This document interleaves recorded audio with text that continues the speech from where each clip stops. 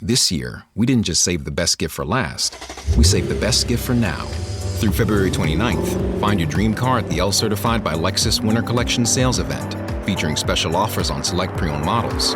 Every L Certified vehicle comes with an unlimited mileage warranty up to 6 years. Click the banner to discover more. Exclusively at your Lexus dealer. Warranty valid 2 years after expiration of remaining time mileage of 4 years, 50,000-mile new vehicle basic warranty. Offers end February 29th. As the weather gets colder, it's a good idea to layer up with scarves, hats, and mittens. Another layer of protection this season is to get your flu and COVID-19 vaccines. You can get both vaccines at the same time. Talk to your healthcare provider or learn more at michigan.gov/COVID-flu-RSV and layer up for some added peace of mind. A message from the Michigan Department of Health and Human Services.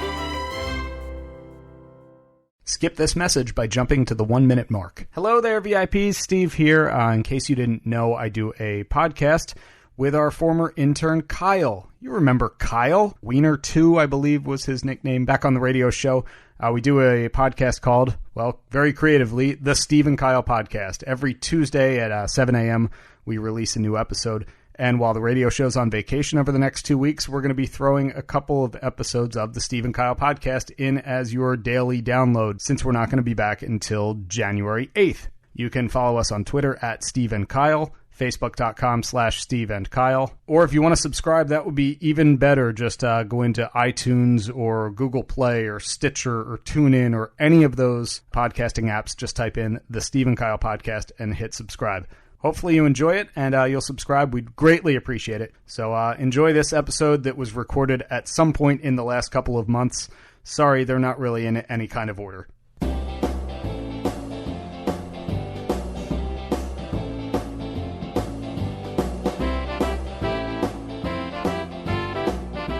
How quickly do you think she'd turn on? No, take his kidneys.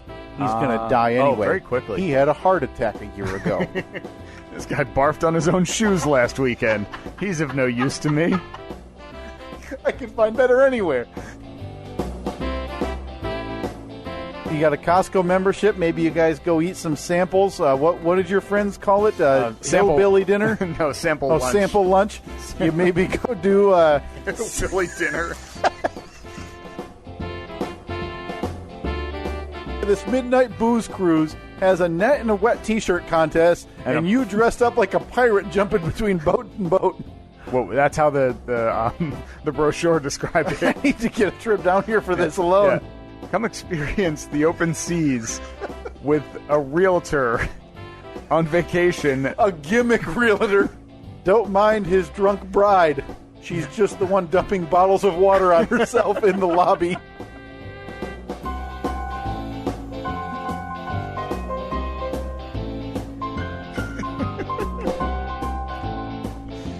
Oh, that's right. In the lobby. That's what they call the boat. It's not the galley. It's the lobby. Well, the way you described this, the lobby of the boat. This boat was like a luxury cruise liner, right? It was a catamaran. Okay, so a double boat is what we described. Yeah, you had a lot of trouble understanding what a catamaran was. Yeah, still don't quite know. You thought it was two separate boats. Yeah, with like connected by a fishing net. Yeah, like one net in between that you would climb. I guess you're not completely wrong, but you're completely wrong. Okay, so it wasn't a net, then it was like a plank. No, like across the two boats. No. A catamaran it's like a boat on one side, a boat on the other side. It's connected by what you just described by a bridge is like, two boats. Well, no, with some sort of pirate structure. All right, time out. It's the Steve and Kyle Podcast, Monday, January 1st, 2018. Hey, Happy New Year, year Steve. of our Lord. Happy New Year to you as well. I already said that to you roughly 12 hours ago when you were you and your beautiful bride Katie were here for a little New Year's get-together. Had a big bash. Oh, massive bash. Yeah. The cops showed up. Yeah. Told us to turn down the tunes. Well, the cops showed up to see if we were still alive because it was so quiet. Because the neighbors reported a weird odor. They thought we might be dead. Yeah, there's only so much noise that 4 people in their 30s is Katie. No, Katie, no, she's close though, yeah. right? looking Yep. down the barrel. I apologize. I didn't mean to reveal your wife's. boy. I know that's a faux pas. You can answer to her for that. Yeah. So your beautiful bride, Katie, celebrating her 21st birthday coming Yeah. up. Finally be able to drink Finally alcohol. getting out there and having a drink. Yeah. Yeah, so you guys came over. We had a little shindig. We played some games. Yeah, big soiree. What was the one? Settlers of Catan, Settlers Steve. of Catan. I'd never played that before. Yeah, I think a lot of listeners will be familiar with it Yeah. unless Can you- unless people just avoid board games, They but have it an is app? well known. Is there an app for that? There's got to be. Boy, because I enjoyed it. Oh, right, it's fun. And normally I'm not into. After you guys left last night, we were just straightening up, cleaning up, doing some dishes, and we were talking about that game. And Annette's like, "Oh man, I really like that game." And Yeah. I was like, "Yeah, I enjoyed it, but normally I don't enjoy games like that because like those strategy games, Right. Because it takes all of my focus to figure out what my strategy is and what my purpose in this Sure. game is. So 100% brain power is focused on the cards that I have, Yeah. where my pieces are on the board, what I need to do to It's win so the game. hard to worry about three other people. And then I look around. It was seriously 3/4 of the way through that game.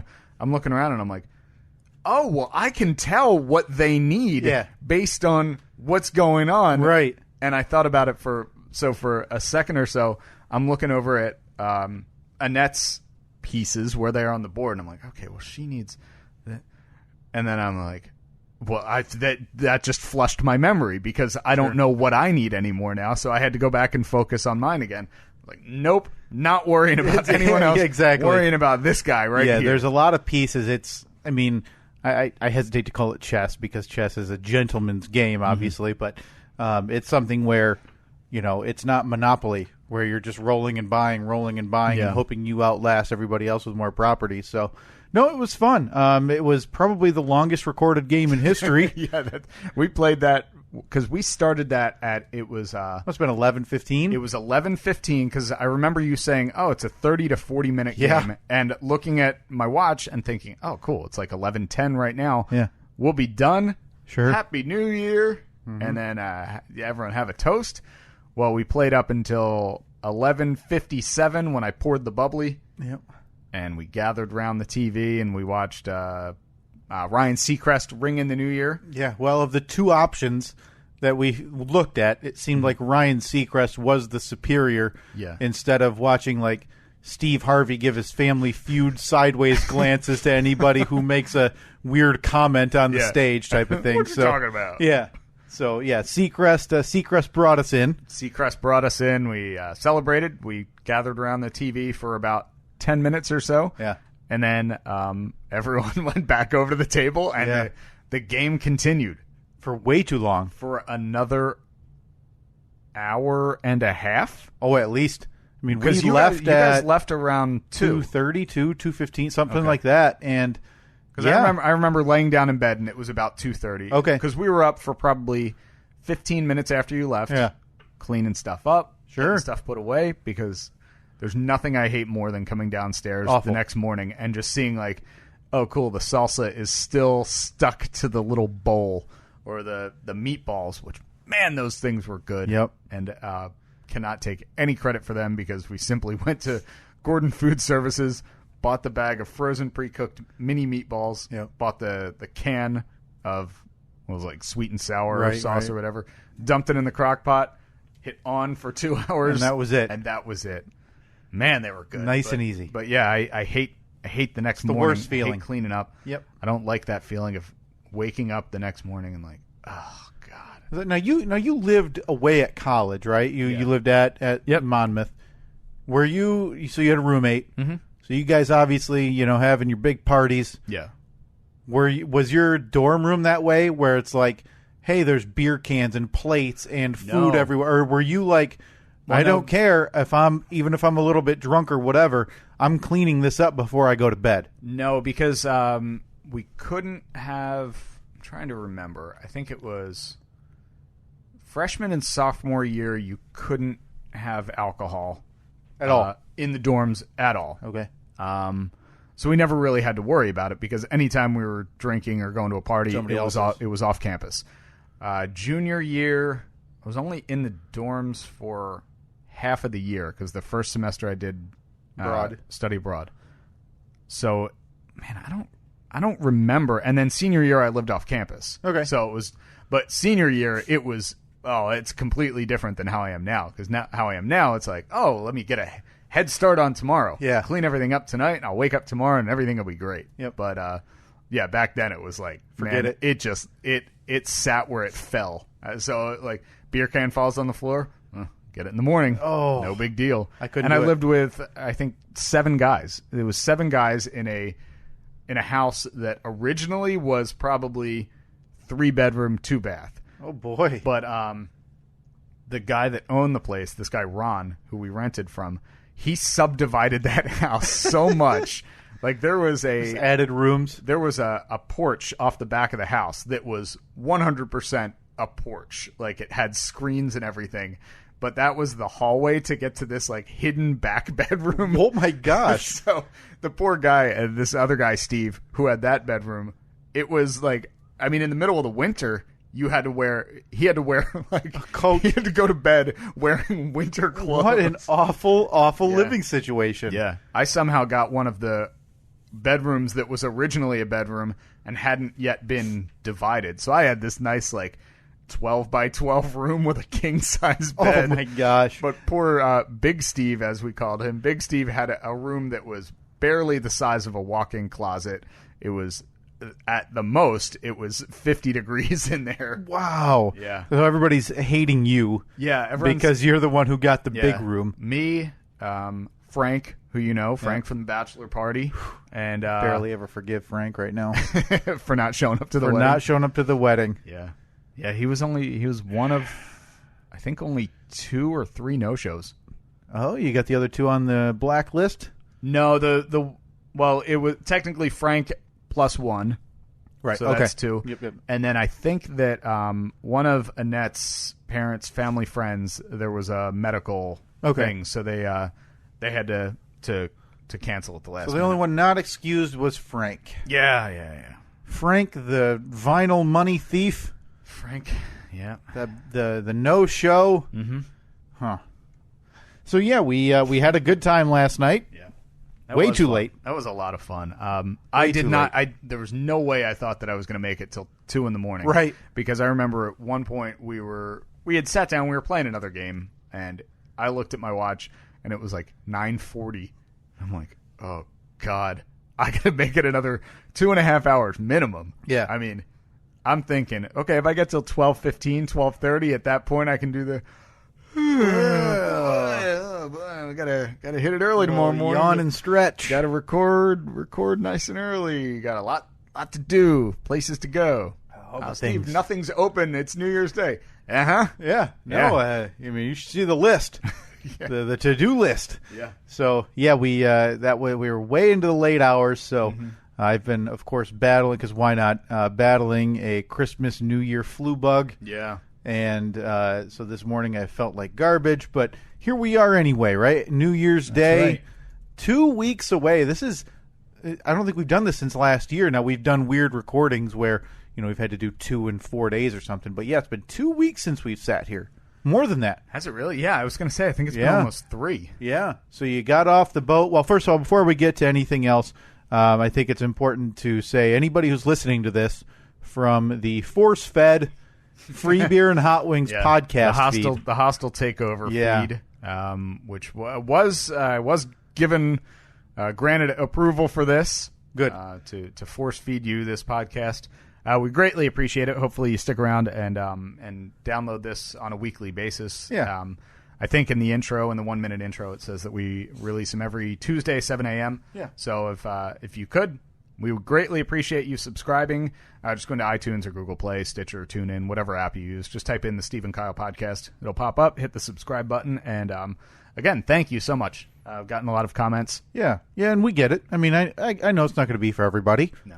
But if a few people enjoy it, then our job is done here. So I like to think that the feel of it is the same. It's very conversational. Yeah. Just a couple of guys sitting around BSing about the stupid things that go on in our lives. Right. And it is tangential, which I think probably drives a lot of people crazy. Yeah. because we don't get back to a lot of things. Especially when we release them in like the episodes that were force fed on the Free Beer and Hot Wings feed last week and then this week. In no specific order. In fact, I think they were in reverse order, which makes it even more complicated. So yeah, a little bit different. So do yourself a favor. If you're downloading this podcast and listening to it on Tuesday the 2nd, pause it right now. Wait until Friday. So that'll be the 3rd, 4th, 5th. Yep. Wait until the 5th until you download that episode. Then listen to that one. Then Thursday. Then Wednesday, then Monday, and then today. No, and then last Friday. Okay. And then last Thursday, last Wednesday. Hang on, you got a pen? Monday, and then last Tuesday, and then today. Yeah, if you want to. Yeah, this was not planned out well. If we had planned it out well, we would have made it work so that we would have just had the most recent 10 in a row. No. This goes to show. So we have the most recent 8. And then two new ones. And then 2 new ones spliced in. But the most recent 8 are even out of order because the week of Christmas we had the 4 most recent. And now this week we're going to have the 4 before those 4 mixed in with the newest one. New plan. Okay.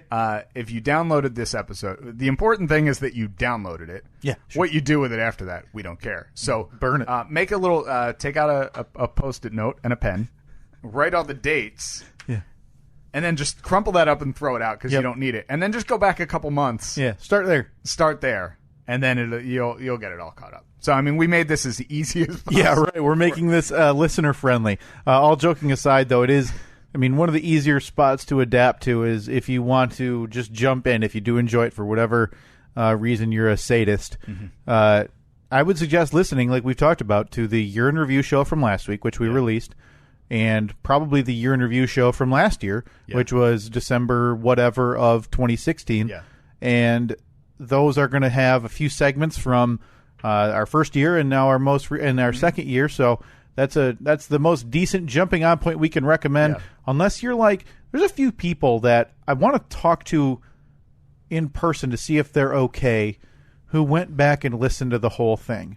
The whole all of our entire show history. Oh wow. Because like in the last week? No. Oh. But like in over a course of a few months where I've seen tweets from people saying, finally caught up, can now listen to the newest one on the Steve and Kyle podcast. And like we had somebody figure out the hours because these all didn't used to be 2 to 2.5 hours. Yeah. They were hour 15, hour 20, and then they just naturally grew. I think the first one was like 40 minutes, 45 minutes. But, when you got a lot bustling at the brim, Steve, the only spout I have is this microphone here once a week. So, no, they naturally just grew to 2 to 2.5 hours. Yeah. Which the total time for now, this is episode 76, is got to be astronomical. Way too much. Just ridiculous. So, if you want to do that, go ahead. I worry about your sanity. But if you're like a long-haul driver, I think that's how... I want to say it's how Adam listened, who we met in Boston. Adam in Boston, yeah. A couple people have done that, so feel free, I guess. But yeah, I don't think Adam wasn't like he's not an over-the-road guy. I think he was home every night. Right, but he drove a lot. Yeah, he drove a ton. Yeah, well, you were on your honeymoon, Steve, the last, year. It feels like. Yeah. It's been forever since we've been here. So I tried to tweet out a reminder or two during the week about the podcast, and so I tweeted, this was on the day after Christmas. Okay. To any Free Beer and Hot Wings podcasters who are being force-fed our little show and enjoy it, thank you so much for trying us out and riding along. We understand it may not be for everyone, but thank you for trying. Please spread the word for us, and thanks again. And that was... very nice little tweet. Yeah, and that was linked to our Libsyn page, to steveandkyle.libsyn.com, which is the easiest way to click subscribe right there. Yeah. And I'm assuming you from your honeymoon...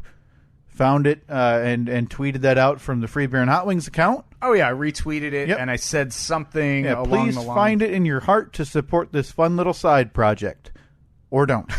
Yeah. So. Yeah. I mean, everything obviously tongue-in-cheek. Yeah. Very, we joke around. We don't take this very seriously. Yeah. It's the vein of the show that we do. Exactly. So how do you think. Very self-deprecating. Yeah.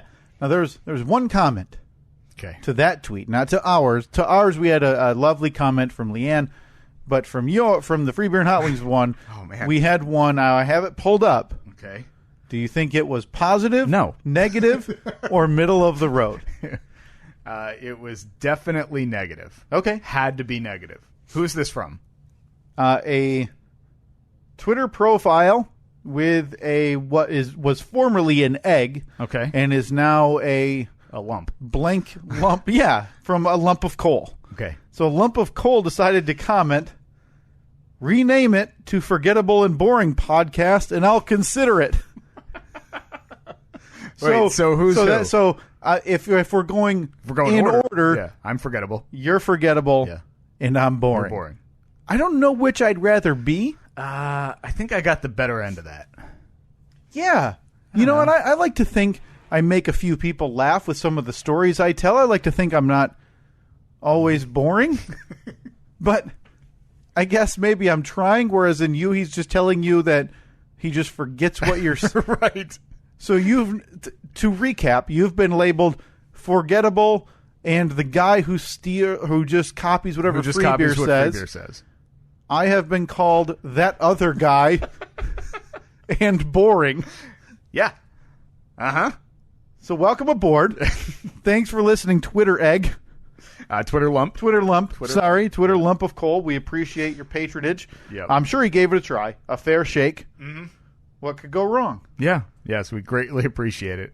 Spread the word, share, and retweet if you could. Now that was fun. Now we did, as we talked about, we did the year in review last week's episode, day after Christmas, I think, or maybe on Christmas it was released. I don't remember what day. Raving success. Now we had a tweet from Betsy Boo. Yes, listener. Yeah, long-time listener, wonderful, wonderful person.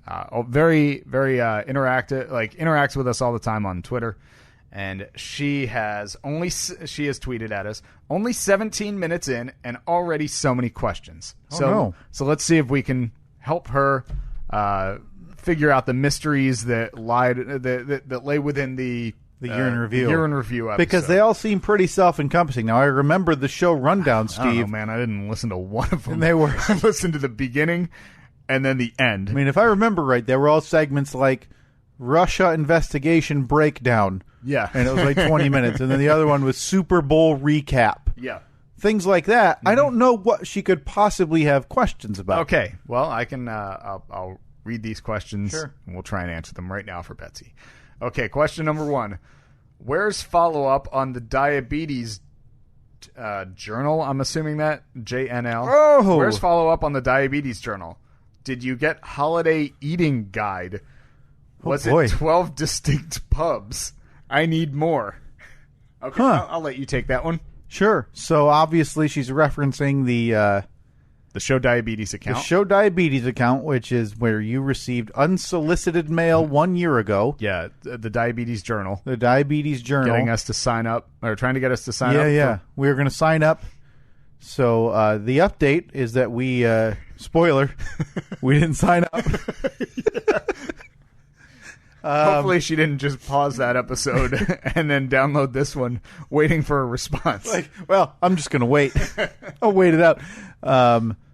So no, we did not get the holiday eating guide. I do kind of vaguely remember that now about the holiday. That was one of the things that was advertising. Like if you'd sign up, they were going to give you I think it was like a 1-page holiday eating guide. So I need a placard to tell me me eating 34 sugar cookies with frosting isn't good for my body. So no, we did not get that. And to the last question, I don't understand. Was it 12 distinct pubs? Pubs like hey, you want to go to the pub and grab a pint? Or maybe is that short for like publications? Right. Well, I didn't think it would be. Well, she needs more. 12 of the same. Yeah. Matt, can you imagine if they just shipped you the same diabetes journal 12 times a year? Who's reading that? All right. Well, I think we answered that very well. Yeah, you're welcome. Question number 2. Don't do whole seg on tattoo without telling us what it is. Did we do that entire segment on your experience getting your first tattoo with a man named Gator and never say what you got as a tattoo? Boy, that's hard to believe. I listened pretty watchful ear, Steve, when I was pulling that for the year in review. That may be true. Okay, well, question answered. Sorry about that, Betsy. Yeah, so apparently, yes, we did do the whole segment without telling. To recap, though, a man named Gator, who was either going to be a lawyer or a tattoo artist, but prison diverted his course, tattooed my arm. Okay, there you go. Question number 3. How did you find Gator? Do any research? Oh, right. At least ask a friend for a recommendation? Oh, God, no. And maybe that wasn't in the segment. You basically busted in the door and said, 1 tattoo, please. I sent like 4 Facebook messages to different tattoo shops on this random Sunday, which where we live is pretty much me spitting on an image of Jesus on the cross. Yeah, it was a couple months ago we talked about me up on my roof putting up a TV antenna on a Sunday and the looks I got. Yeah. I was basically, if you were to compare my act to your act, I'm Jesus compared to what you did. Yeah, I stomped on him. That's what I did. So my research went as far as the only place that would answer my Facebook message. And that was in my mind, the message is something like, hey, do you guys do tattoos? It was a question because your needles are clean, right? Which, on my way. Which, again, I don't know if they were because I did not see him open a new kit or whatever, which I found out after is the norm, where the person's supposed to show you them opening and putting in a new needle and all this stuff. I don't have any tattoos, but I've been there for a few different occasions when people I know who have gotten tattoos. And yes, that is 100% the procedure. They legally, I think they have to say, okay, here's the new whatever, the needles or the whatever other contraptions they use. Here we go. I'm opening this up, and they kind of like hold it out. So it's like when you order a glass of wine at a restaurant, and they bring out the bottle and they show it to you, and you're supposed to say, yes, that's the one I was looking for. That's I think Gator and I's bond went further than that. That he thought he knew. He knew. He knew that you knew. Yeah, we had to spend a few minutes looking up online the picture of what I was getting. So we may not have had the time. So no, my Gator correspondence went as far as, are you accepting walk-in appointments today? Which, as soon as they said, yeah, come on in, I should have been a little bit weary. Yeah. But that didn't. You don't want the tattoo guy that has the open schedule. You want the guy that you got to book weeks out. Yeah.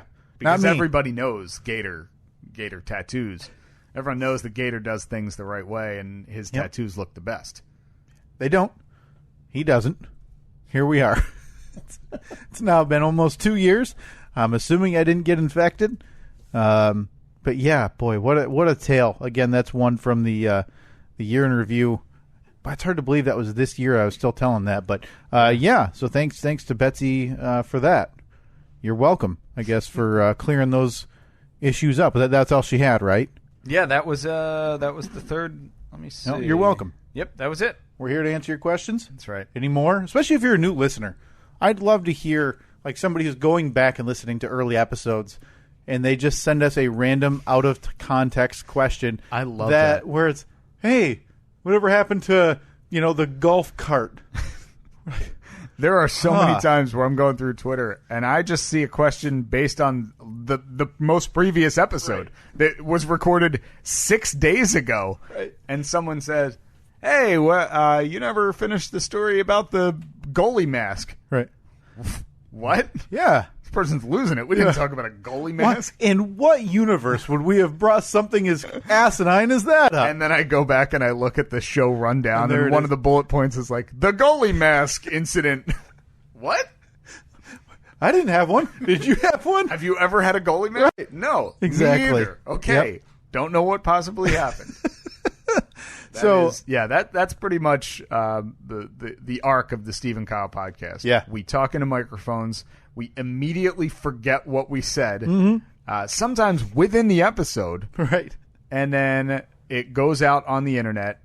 and people comment on it, and they try to answer questions that we asked that we don't remember that we asked. Yeah. So if you have any questions relating to episodes old or new that maybe we didn't get around to responding to, which I can't imagine we would do. Yeah. I can't imagine we would forget to come back and correctly wrap up a story that doesn't seem like our way. That's not our style. By the way, many thanks to all the Christmas gifts, the Secret Santa gifts from all the listeners who contributed. Yes. They're I heard that up on the walls. Yeah.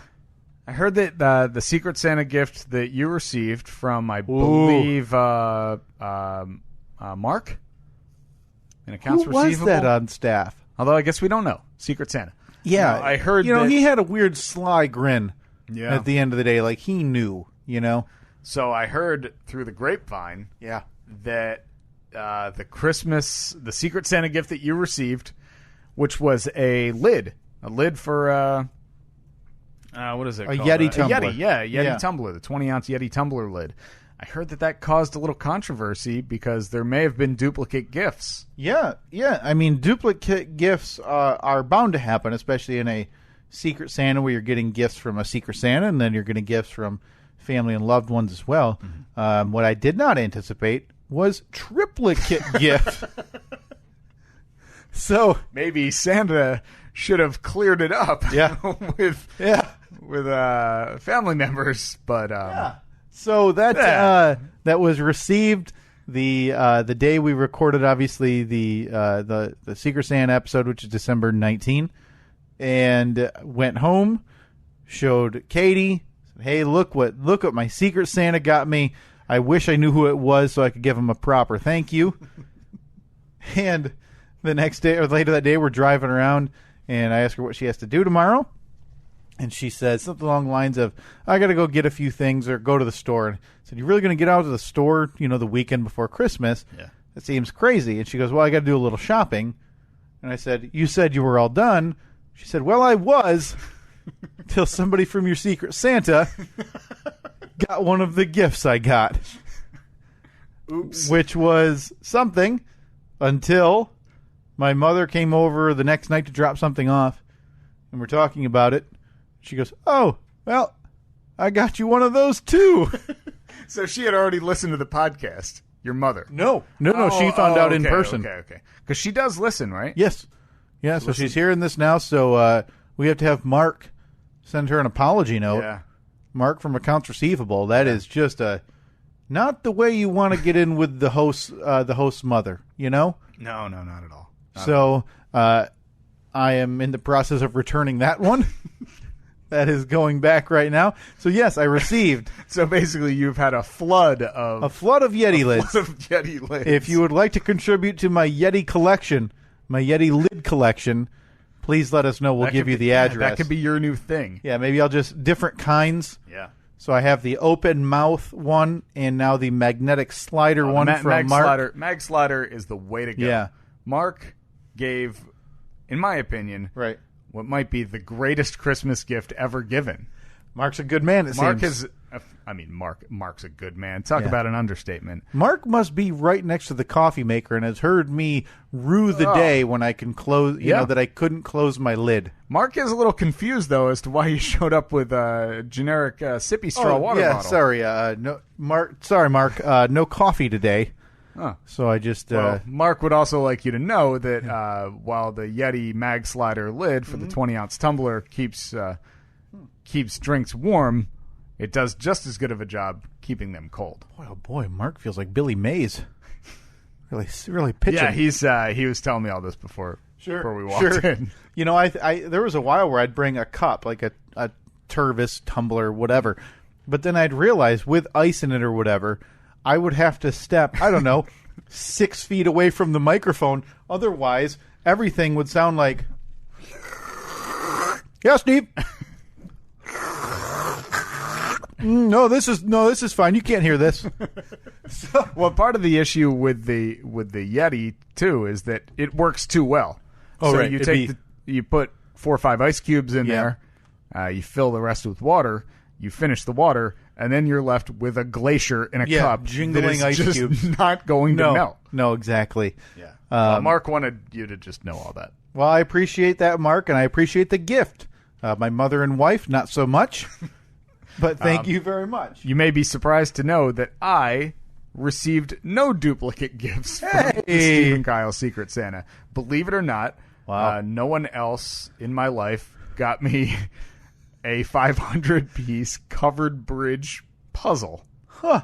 Yeah. Maybe they just don't know you like the coworkers do. I guess not. That puzzle was sitting out last night. That was one of the options that we could have done. We had a couple of games. We could have put it together. Yeah, we thought about it, but we said, we'll save that for a more special time. Think of the beauty. Yeah. Oh, man. Yeah. So now you guys, this was talked about. Yeah. You guys you were on your honeymoon, so you spent Christmas on an island, Steve. We did. Now, you weren't surprised with anything because we had to bring Annette in on the Secret Santa episode to make sure that she did not buy you any gifts. No gifts were exchanged. Okay. I gave her a card. Okay, that was nice. Yeah. Because I was going to say, in my mind, you got down there Christmas morning, you wake up in your bed overlooking an ocean filled with demons, and next to the, scrambling, going to the trading post. Right on your nightstand is a beautifully wrapped gift, like a nice watch or something like that. So you're busting out the gate to go talk to the local retailers about a bead necklace or something. You're telling me that didn't happen? It did not happen. Okay. That went off without a hitch. I think that's going to be the norm in our marriage. No more gifts. I think we're going to do. We're not going to do gifts. We're just going to focus it all on the young kids in the family, the nieces and nephews, because we have a bunch of them, and it's going to be all about the kids until we have kids. Obviously, then it'll switch up a little bit. But yeah, we let's see. It was Friday, actually, the last day that I had work at the side gig. Friday the 22nd. Mm-hmm. Got home after the show and packed our bags. And by 5 o'clock that day, we were in the car driving to Chicago. It was our flight. It was a direct flight from Midway down to Montego Bay. And we thought, well, since we have this whole customs thing, we got to go through customs, immigration, it would be easier to drive a couple hours, park the car there, get a direct flight back, hop in the car, drive back. And it worked out perfectly. We couldn't have been happier with that whole deal. So we drove down to Chicago, stayed in a hotel Friday night, woke up relatively early Saturday morning. Our flight was at, I think, 9:30 or so. Hopped on a flight. It was when we left Chicago, it was probably in the teens, temperature-wise. Yeah, nice and toasty. Yeah, it was beautiful. Beautiful day in Chicago. 2 days before Christmas. The airport wasn't at all hectic. No, I'm sure it was fine. Not like the scene from Home Alone where families are flailing with bags over their head. Flying everywhere. So we the first issue that we had was we were flying on Southwest, so we went to check in because we needed. Normally, I would just check in online, but since we booked it through a travel agent, the way Southwest does it is different than all the other airlines. Right. You get a number, and then that is your boarding position. So instead of checking in, getting your ticket, and seeing, oh, cool, I'm in a B4 or row 4B or whatever, they give you a boarding number.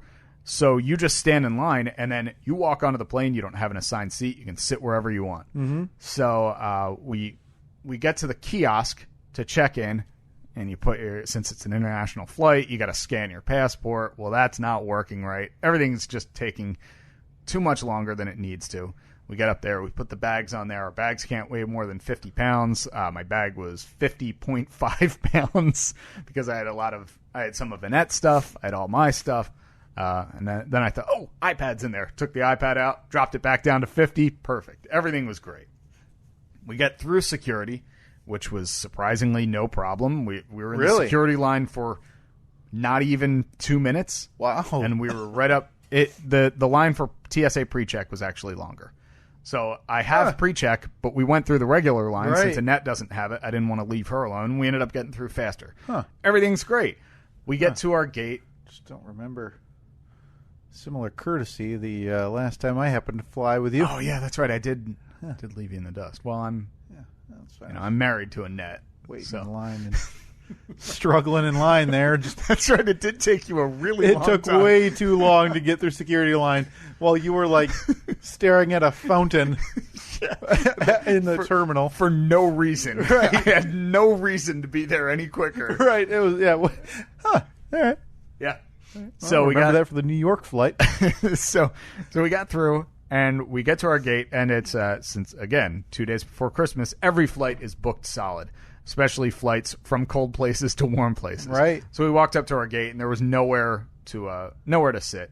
So I looked across, and the gate over on the other side, like we were flying out of A19 or whatever. Right. Well, I looked over at A18, and there were a couple empty seats. It's like a little countertop bar type thing. Right. So we sat down there, and we had an episode of, what was it? The Man in the High Castle that we had watched the night before, but we both were kind of dozing off towards the end of it, and we weren't really sure how it ended. So we're like, all right, let's sit down. We'll watch the last 15 minutes of this episode. Recap. And then we have the final episode downloaded on the iPad that we're going to watch on the flight. Nice. Great. Before we did that, we were both kind of hungry. We're like, all right, let's go over, we'll grab a couple bottles of water, a little thing of trail mix or something so we can eat it on the flight. And then we walked back. Well, when we walked back, we noticed, oh, now there's a couple empty spots at our gate. This is great. But the way that it worked out, it was at one of those little bars. Yeah. Again, like we had sat at the one across the aisle. Right. And we were in like the same exact position. So as we were sitting in the same seating position, our back to the gate's down this way, just like the other seat, back to the gate, but our gate was across. Well, in the 15 minutes that we were watching this episode, in my mind, I thought we're still sitting across from our gate. So you're staring across. So I'm staring, waiting for movement. I'm staring across. I'm like, yeah, still not boarding. And then all of a sudden, Annette says, "Oh crap, we're boarding!" And I turn around and I'm like, "No, we're not." She's like, "No, this is our gate." Look it, dummy. If this marriage is going to work out, I'm going to need you to open your eyes, okay? So I turn around and I'm like, ah! "Oh crap." Grabbing all our stuff, running over there. Now, luckily, it worked out where I think our position, we were like B5 or something. Okay. They were on like the A45 through 60. Okay, so you still had time to get set. But still, my heart's pounding out of my chest. Like, imagine if I had missed the flight and I was literally sitting at the gate. Right, but you were so consumed. And I'm sitting there with my noise-canceling headphones on, so I wouldn't have heard the announcement that they would have no doubt made 10 times. Just looking around. Saying, "Steve and Annette, final boarding call, Yeah. Steve and Annette." Oh, man. That other Steve and Annette really is... These couple idiots. They're really, going to miss their trip really to paradise. Oh, God. That was like the first thing where I'm like, okay, headphones off. I'm just staring at this gate. I fly enough. I know not to be distracted, and I just need to be focused. So we get on the flight, and so again, we were B something. So 60 people had already gotten on this flight, roughly. So I'm thinking, all right, we're going to be in aisle 20 maybe. Okay. Because it was 3 on each side, 3, so 6 in a row, 3 left, 3 right. So I'm thinking, okay, well, on these flights, it always happens. People are traveling in twos, so it's 2 people sit down, there's 1 seat open. Yeah. 2 people sit down. So you're not just going to be in the 61st available seat. You're going to be probably 20 rows back or whatever. Well, we walk on, and the second row 2, 3 empty seats. Hey. Everybody's just walking past because you just assume, well, I mean, there's no way that row's going to be open. Right. So there was a guy sitting in the 3rd row, and I kind of made eye contact with him, and I pointed to those seats, and I was like, and I said it quiet enough because I didn't want the people in front of me to hear it. I was like, "Are those seats open?" And he goes, "Yeah." I was like, boom, we are in those seats. I'd have questions for that guy. I did. Why'd you take row 3? What's wrong with row 2? Well, no, I said to him, I was like, because after we claimed those seats, I turned around and looked at the guy, and I was like, "Why were these open?" And he said, "Oh, well, when we got on the flight, we were kind of standing in that aisle, putting our bags up and because they had a couple kids, so there's just like there's toys everywhere. Sure. There's diaper bags and everything. So people just walked right past it, assuming he hadn't actually gotten from row 2 back into row 3 until 10 seconds before we walked on. Great. So we sat down.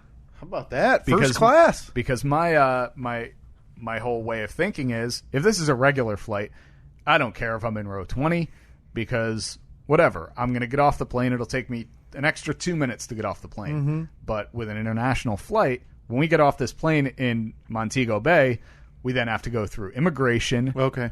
So in my mind, even if I can get in front of one more person, that's one less person I have to wait. Saving you time. Man, we landed in Montego Bay. You take window, you take middle, you take aisle. We ended up taking Annette had aisle, I had middle. Look at you. And we hoped, oh man, maybe nobody. Yeah. Well, then one single woman walked on the plane, and she did the same thing as we did. She was like, "Is that seat open?" I'm like, "Yeah, it's all yours." And she was one of those people, normal-sized woman, kind of, a skinny woman. Right. But, I mean, she wasn't like this little tiny frail thing, but she was one of those people that sat in the seat and, like, sat with her legs up in the seat and was so curled up that it was like no one was there at all. It was incredible. I've never seen somebody normal-sized contort. Like, she could have fit into a duffel bag. She had curled up into such a small ball. Reference I have for that is that makes me think she's a guilty person. Now, I'm sure you are familiar with First 48, things like that. I love that show. You ever notice what every person being interrogated does? Oh, they like tuck their knees into their hoodie. They tuck their knees and their arms into their shirt, and they don't want to talk. It's like their own bubble. And they try to play. What this woman do, Steve? I don't. You know something? I have no idea, and I don't care, because we rode on that flight down to Montego Bay, and I have Annette to my left. I have this woman who is now the size of a kickball in the seat next to me, and I was like, "This is the most comfortable center seat I've ever had." Maybe she's like a magician's assistant. Yeah, maybe. Like, used to contorting her, like she fits in a suitcase type of thing, and then they unveil her in the show. So we lucky got down to Montego Bay, and man, they're pretty quick down there. Like, really? Right through immigration. We were probably 30 minutes max. Okay. We were through immigration, and then you come out. You're at like they say, okay, well, when you walk out of immigration, go to the left, and that's where you get to the Sandals Club. So we walked up to the Sandals Club, and they check us in. They take our bags and go inside, have a drink on us, and okay, let's do it. But that's not the resort. That's like their club at the airport. At the airport. Okay, yeah, this is at the airport. So because their transportation to and from the airport's included. So we were only in there for maybe 2 minutes, and they were like, "All right, buses are leaving." So they carry all of our stuff onto the bus. That was like, at that point, I gave them $5-6 tip to put our bags on the bus, and at that point, I didn't touch actual money for like another 6.5 days, which was the greatest thing. If you ever have the opportunity, do an all-inclusive, because you cannot tip them. They are not allowed to accept tips, and it was the greatest thing in the world, man. It was a nice way to live. Oh, it's fantastic. So we take the bus. We're on the bus, and everyone kept saying like, "Oh, wait until the bus ride." Mm-hmm. The bus ride's the craziest thing. It's an hour and a half to Ocho Rios. So you're driving along the north coast, and it's beautiful. It's, I mean, right on the coast. So you're looking out at the beautiful water the entire way there. And the bus driver's kind of doing his little thing, like, "Oh, on the left you see KFC, and you know what the locals refer to KFC as what? I forgot the joke. It was, you know what KFC means in Jamaica?" What's that, Steve? I know, I'm a bus driver. Oh, sorry. What's that, Mr. Driver? Keep from cooking, man. Oh! Yeah. So it was really funny. Boy, no home cooked meal tonight, kids. You're getting KFC, right? Yeah. So Okay. imagine how much we laughed a week later when the bus driver said the same joke as we were driving back to the airport. So he's a 1-bit routine. He's got he definitely had his routine. So everyone said it, man, the bus ride, it's going to be crazy. So I'm thinking it's going to be like you see in those movies where it's, you're driving up a mountain pass. Right. And you're Right. looking over the edge. And, oh, cool. With a wheel off. Yeah, it's a 5,000-foot drop. Yeah. Neat. Well, it wasn't that bad, but it did get a little hairy when we nearly ran over a goat going about 60 miles an hour. Oh, no. 'Cause there were just goats walking around on the side of the road. And one of them was feeling kind of brave, walked right out in front of us, and that bus like jerked the wheel to the right, jerked the wheel to the left. Luckily avoided the goat, but just barely. Oh my goodness. Got to the resort, and so they do like they drop you off at like the main building. You have to go inside and just basically fill out a paper, put a credit card on file for incidentals. Right. And then there's a bellhop to walk you to your room. So our room was only a 2-minute walk. So we got there, and he's just making small talk with us. And I learned very quickly that they like the whole "yaman." That is not a stereotype at all. That's the culture. Everyone says that constantly. That's Yaman, crazy. Yaman, one love. Do you think no problem, man? You think like they've adapted it because it's kind of expected? I kind of feel like Maybe they play it up. But then I was trying to think of, like, well, what's the equivalent? Like, if somebody comes to America, I'm not going to be like, cheeseburger, baseball. McDonald's, right? I think it's just part of the culture. So the guy brings us to our room and swipes the little card, opens the door for us. We walk in, and the room's beautiful, and they had put down rose petals on the bed. And there's this really nice note that says, like, congratulations on your wedding, and thank you for choosing us to spend your honeymoon. We hope you have a beautiful time, blah, blah, blah. Call us if you need anything, room service, this, that, and the other. And we're just standing there, and we're like, man, this is beautiful. Thank you so much, sir. I forget what the man's name was. Thank you so much. He said, hey, no problem, man. You need anything, you call blah, blah, blah. They'll get you whatever you need. We're like, all right, great. Well, hey, thank you so much. Now, our bags weren't there yet. They were going to be dropped off in a few minutes. But he says, oh, and this, my service also comes with a song.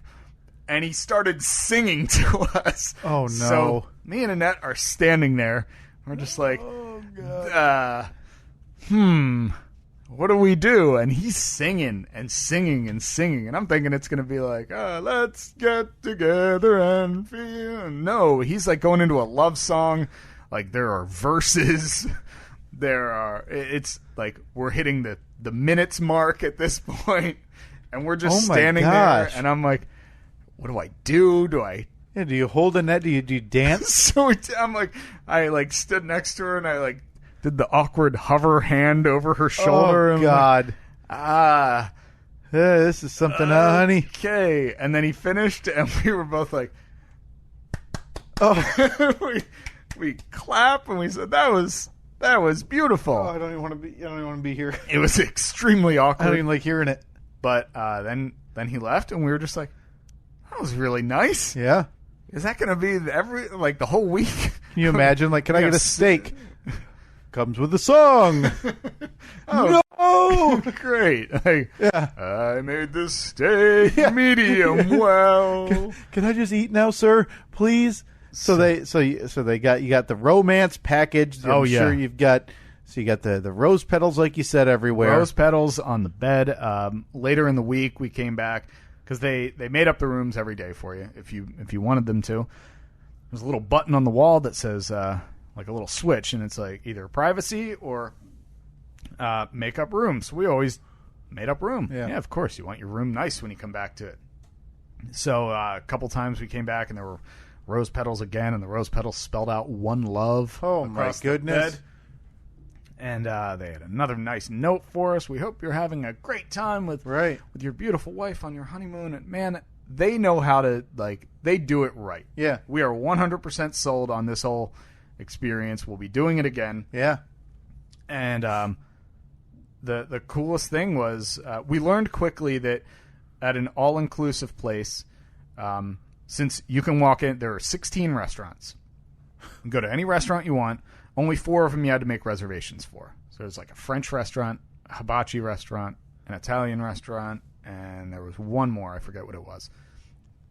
But you can walk in, you sit down, and normally, like if you and Katie are going out for dinner, you may sit down and you say, let's get the spinach and artichoke dip, and we'll split that as an appetizer. Yeah. Like it's pretty common, split an appetizer. Well, we learned quickly that since it's all-inclusive, portion sizes are much smaller.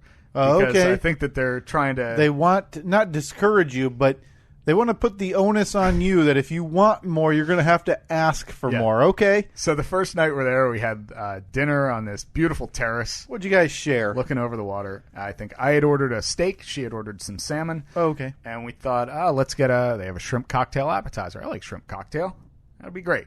So they brought us, we ordered that, and that thing came out, and it was 4 of the smallest shrimp I have ever seen. 4. Like, I'm talking, they're no bigger than like a $50, a quarter, $50. Yeah, they're tiny. So it's like, but they're gourmet, 1, Steve. Yeah. I'm like 1, 2, and then he eats her 2, and within less than 30 seconds, shrimp cocktail's gone. We're just left with way too much cocktail sauce, right? Because for 4 tiny shrimp, you need. We would have needed about a shot glass worth. Right. Of well, that's how sauce. most people do it. Dip the shrimp in cocktail sauce, eat it, and then take like a tongueful out of the cup, or do cocktail sauce or shots. cocktail shot. Yeah. So we the next night we went to a hibachi place. We made reservations at the hibachi place. So it's just like any hibachi place you've ever been to, where you're sitting with probably 8 or 10 other people. Yeah. They have all the same jokes. Look, Japanese egg roll, and they roll the egg across the. Man, it's clever folks. So they, we were talking to the couple sitting next to us, and they apparently go there every year. It's a tradition for them. They go every year at Christmas. They come to Sandals, and they said, a little tip for you if you want it. Both order your own appetizer, even if it's the same thing, and between the two of you order 3 entrees, and you each get your own, and then you have one to share. And they said that'll pretty much even things out. Wow. So for the rest of the time we were there, that's what we did. We each got our own appetizer. I think one time Annette ended up getting 2 appetizers. Hey, look at that. 2 appetizers, and then I don't think we ever did the double entree, but that's smart. So the last night we were there. That's very smart. Now, I have 0 experience with French food. All I know about French food is baguette? Snails. Oh, okay. Escargot. I was going bread. Yeah, baguette, croissant. So we were like, let's go to the French place. Let's try it out. What do they have? Honestly, it was a lot of normal. Like I ended up getting spaghetti. Yeah. No, I got the Chateaubriand. Which is like I'm sorry. Yeah. Do you want to raise your chair a little bit? Yeah. So hang on. You know, I'm feeling a little. It won't drop. I need to drop my chair down because obviously we need to reflect now the higher standards that Steve is going to start reflecting. Okay. I won't make the mistake to ask you to go to a bar or restaurant anytime in the near future. Not unless they have the Chateaubriand. Right. So Chateaubriand steak is a meat dish cooked with a thick cut from the tenderloin fillet. In contemporary times, Chateaubriand cuts of beef refer to a large steak cut from the thickest part of a fillet of beef. Okay. So I knew it was a steak, but nothing about it was like, I'm eating fancy French food. Right. But still, we walk into the French restaurant. You got to dress up a little bit more. So Annette's wearing a very nice dress. I'm wearing a nice pair of pants and collared shirt, and we walk in, and it's fancy. It's way fancier than anything we're used to. But it's free, so do it. It's free. It's our honeymoon. It's the last night, so we wanted to go out with a bang. So we walk in there, and the funny thing was, most of the people there are obviously, like if someone was to come here from another country, there are the stereotypical American names. Like you have Jim and Tom and Right. Sam and Bart or whatever. Right, yeah. So everybody there, for the most part, they have names that we are not familiar with here. Like there was one of the women on the party boat that we went on was Saskia. And so there's names that we're not familiar with. But when you hear somebody speaking with an accent, I don't know, it fits because Sure. okay, they're not from where I'm from. They're going to speak differently. They're going to have different names. So a guy comes up, our waiter at the French restaurant, just the nicest guy in the world. Probably our favorite, like of all the waiters and everything, of all the staff that we dealt with for a full week.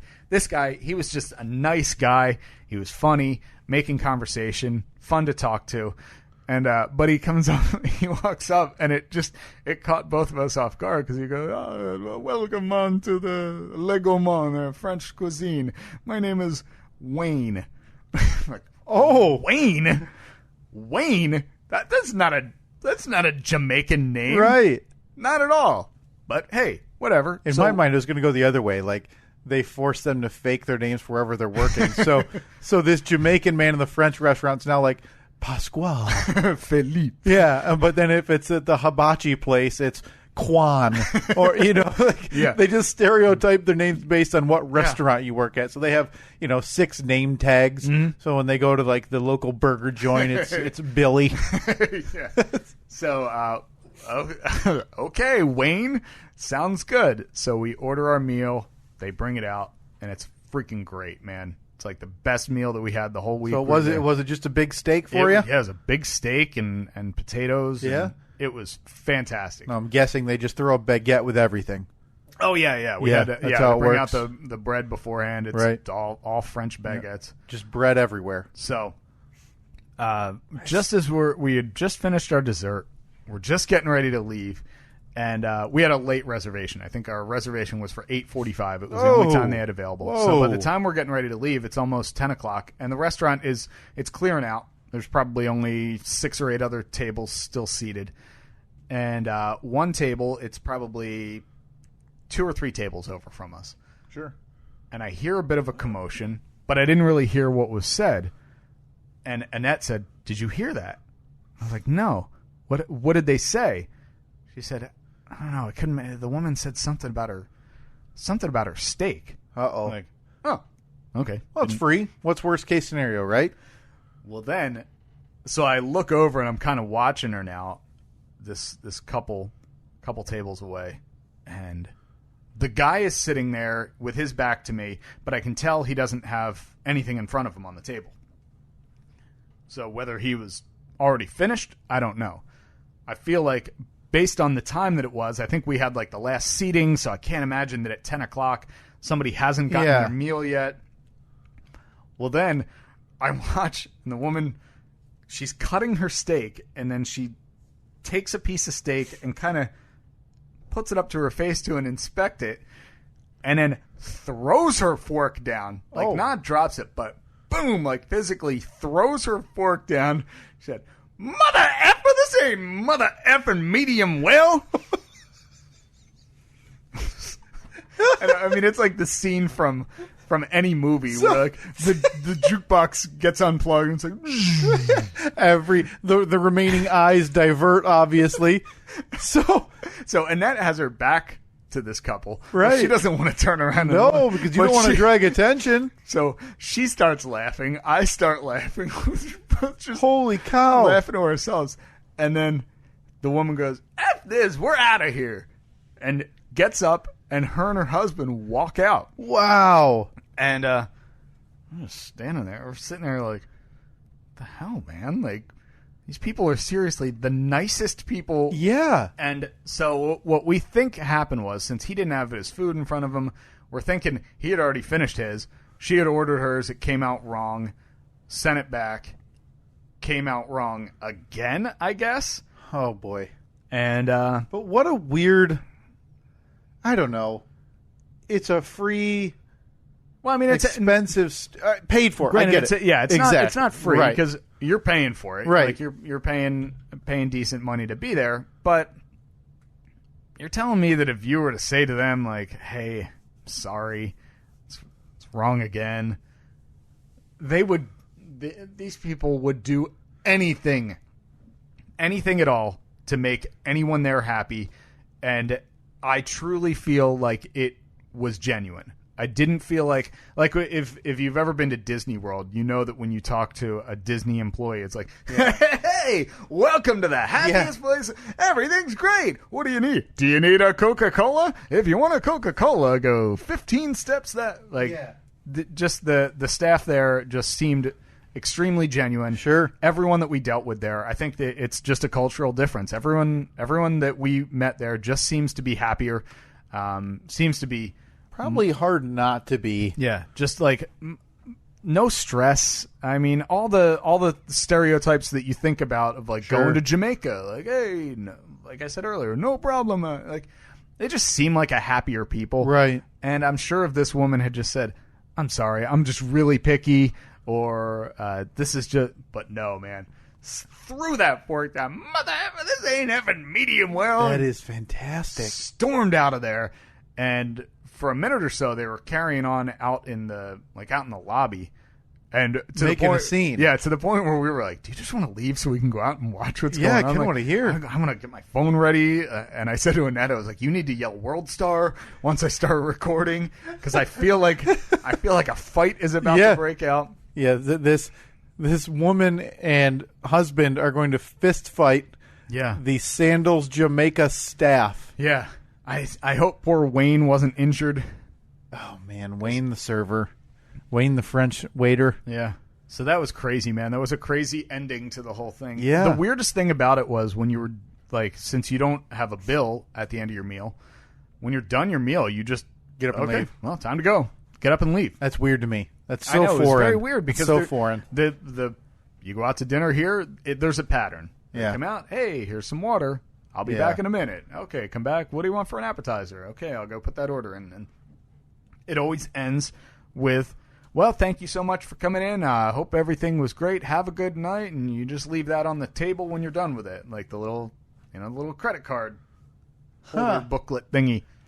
That's so awesome. You just get up and walk out. Living the life, Steve. Absolutely. You live the life for about a week. Now, I have just a quick question because I've always wondered. Mm-hmm. I've never been at a place like this where they throw the rose petals and everything everywhere.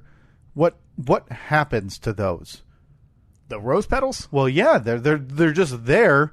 You want to sleep in that bed, right? Unless you just leave them there and frolic around in rose petals.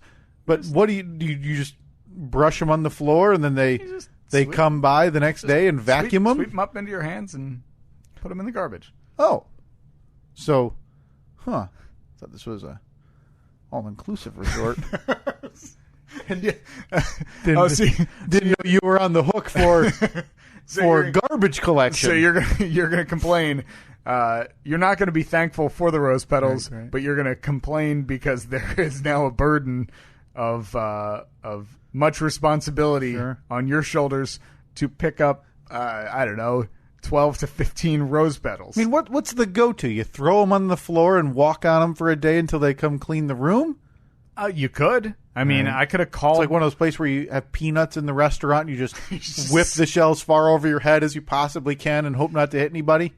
Yeah, I don't know if any restaurant actually advocates for you whipping them over your head. Oh, well, I've been doing it all wrong.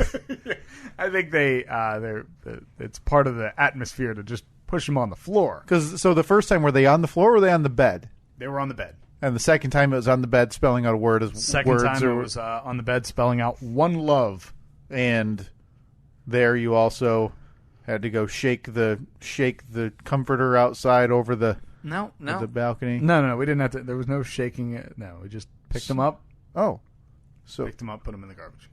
So twice. Yeah, you were responsible. You're really hung up on this, aren't you? I didn't know you. Is this a deal breaker for you? I didn't know you were paying to be part of a garbage collection route. Because in my mind, they've got these roses that are dying, and they figure the best way to do it, go shake them over people's beds, make you suckers throw them away.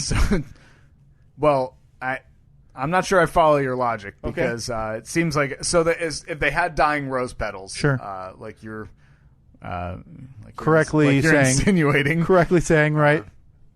Instead of just saying, "Yeah, man, let's throw these in the garbage, man," and just taking them and putting them in the garbage, you're thinking that it is saving them work to then pick them, give them to housekeeping, who then has to transport them to our room.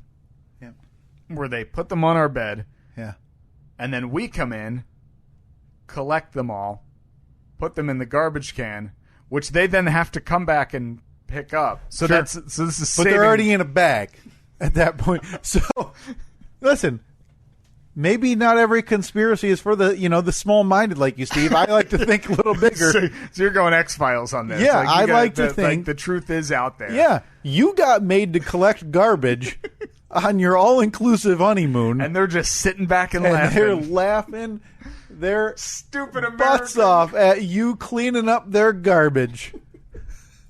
That's fine. Well, that's I know where I won't be visiting. Guess that's one way to look at it. Yeah.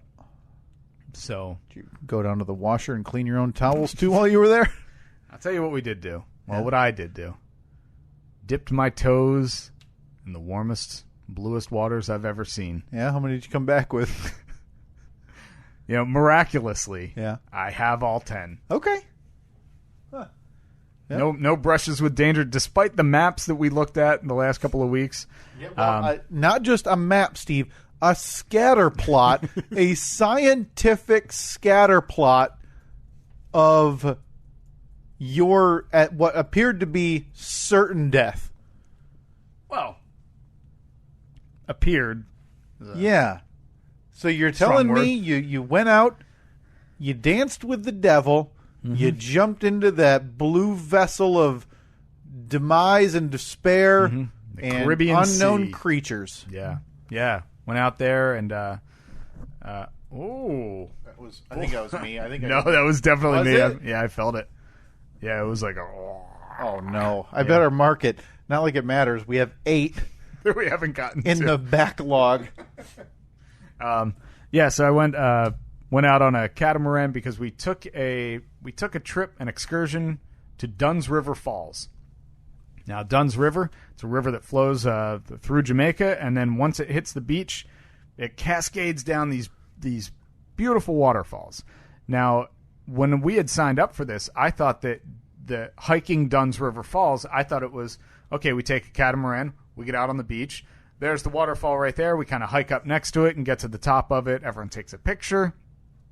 Great, that's going to be really nice. Yeah. Well, no, you get off the catamaran, and then you join arms with everybody else in your group, and you walk up the actual waterfall. Like, you climb up the rocks as...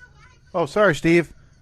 Sorry, just the most recent example of a great white shark interrupting a family get-together on the ocean. How many were killed? Well, luckily they didn't, like idiots, jump off the boat, Steve. But a 16-foot great white shark circled the boat for a half hour. But it's fine. Continue with your lovely tale of... you see me. I'm sitting here right now. Teasing the man-eaters. Like I got my feet. Sure. I got my hands. Sure. There's no obvious chunks taken out of me. Yep. Like, I survived. I'm here. I'm telling you. That's fine. I'm not predicting that I'm going to. I'm just telling you that I did. Just keep on pushing the situation. Okay. So I apologize. So this was one of your excursions, right? Yeah. So we get to these falls, and as I was saying, I assumed that hiking the falls meant we were going to I don't know, maybe there's like a pathway up along next to the falls, and you hike up that and you get to the top, and then this is beautiful. No, you literally walk up the waterfall as the water's rushing past you. Oh, that's awesome. But for the first half of it, you had to hold the hand of the person in front of you and behind you to form a human chain to get up this waterfall. Yeah, I'm looking at it now. That's amazing. Yeah. Isn't that pretty awesome? So that's because that's what I was like. Can you jump in it? Can you swim in it? Type of you thing. Can. Because it goes up a little bit and then levels off, then up a bit, levels off. So at various points there are like pools of water. Yeah, and it was awesome, man. It was amazing. It was so much fun. Get to the top of it, and you hike your way back down. But that was a lot of fun. That was great. And then you get back on the catamaran, and then they ship you back. It's, I would say, probably 4 miles or so. So that's the dual boat? That's the dual boat with the fishing net connecting. With the net in between, okay. With the net in between. Well, the ride back turns into just a booze cruise. Whoa, okay. And it was a choppy day out there on the water. Oh, boy. And it was, I don't think anyone barfed. Really? Surprisingly, no one threw up. Few people fell because the waves were that crazy. bad. But yeah, I think it was probably between 3 and 4 miles to get back. But it takes, I mean, out on the water, it's really choppy. Plus, they go slow to make it, make the experience make it worth a while, a little bit longer. But yeah, man, I got nice and drunk on the way back, and just a few miles. Just a few miles. Able to have what? Couple drinks? 3? 4, either 4 or 5. Whoa! I was drinking Red Stripe beer, which I don't drink beer at all. Right. But after some stomach issues the first day or so, the first 2 days. So with the water, maybe? Yeah, it was the water, because I was drinking mixed drinks, which I normally drink, but mixed drinks have ice in them. Yep. And the water is not purified to spec, as it's not purified to our high standards here in the good old US of A. Right. So I had some stomach issues for a day or so. And then we got back, we got off the boat, and sat down, like the boat docks right on this, it's basically this big like U-shaped dock that comes off of the resort. And so there's chairs all out, and beach chairs and everything. So we laid down. I was still nice and drunk, ordering some more drinks. I decided I periscoped at one point. Very nice. Had a bunch of people checking in, and I was nice and drunk that day. On beer, on things. Beer. Yeah, and I stuck to the Red Stripe for most of the rest. Did of the you trip. really? Yeah. So you're all about it now. You going to the store? No. Get yourself a 6-pack. Nope. No. Red Stripe. Still don't particularly care for beer that much, but it's a light enough beer where it was right. I mean, it's like drinking water. I noticed you didn't come back with unless you took them out before the the beads. Did you take those out? I got to show you a picture right now of one man. Now I don't know if you ever watched The Office. Yeah. Do you remember when Michael Scott went to Sandals, Jamaica? Yeah. Which is where I went. Well, he came back with one single bead in his hair because he has very short hair. Well, Annette and I both laughed when we were sitting at the Italian restaurant one night having dinner, and Annette goes, "You see that guy over there?" No, what? And the guy was kind of behind me, so I didn't really want to turn around and act like I was staring right at him. Yeah. She goes, "Look at his beads." So I'm thinking I'm going to turn around. So I kind of glanced over and I saw that he had long hair. Oh, okay. And it was like pulled back in a ponytail. But I was like, "Oh, I can't see him." She's like, "No, look at his beads." So I will show you this picture of a man with a goatee. Yeah. With the ends of his goatee braided. So goatee dreads. He has like 3 goatee braids hanging down. Yeah. Each with a bead on the end of them. That's so... Just think of the chicks. Yeah. That guy probably got from those beard beads. Oh, yeah. Yeah. It was something. You think about curling yours, maybe getting a flat iron on there, just seeing what you can fit? Making it straight? Yeah. No, probably not. Probably not. And looking at these pictures reminds me of our one other excursion was to a place called Mystic Mountain. And you pull up to Mystic Mountain, and they have it's basically a ski lift that gets you up to the top of this mountain. I think you're 700 or 800 feet above sea level. Wow. And get up to the top of it. Now just the ride up there on the ski lift takes like 15 or 20 minutes, but it's beautiful. You get these beautiful views of the water, and once you get a little vertigo, get a little scared. I was good. All right, I was good. Despite all of your hopes that I was going to have a disastrous time and get eaten by sharks, I wouldn't say fall off of high things, but a lot of people can't do like a ski lift. Yeah. That was good. Now, was it like a roller coaster type where you bring a bar over your lap and everything, Yeah. or was it just wide open? No, they swing. It was exactly, if you've been to any ski lift, Yeah. it was exactly the same thing. You walk out, the thing comes up behind you, you sit, they swing a bar down over you. Oh, okay. Because So you got a bar in front of you. Okay. So we got get up to the top of it, and the thing about this place is they have the Jamaican bobsled ride experience. All right. Cool runnings. Yeah, exactly. Cool runnings from, I think it was the '88 Calgary Games, Something like that. that turned into a Disney movie. And then there is a zip line tour. So we went to the first stop was the bobsled.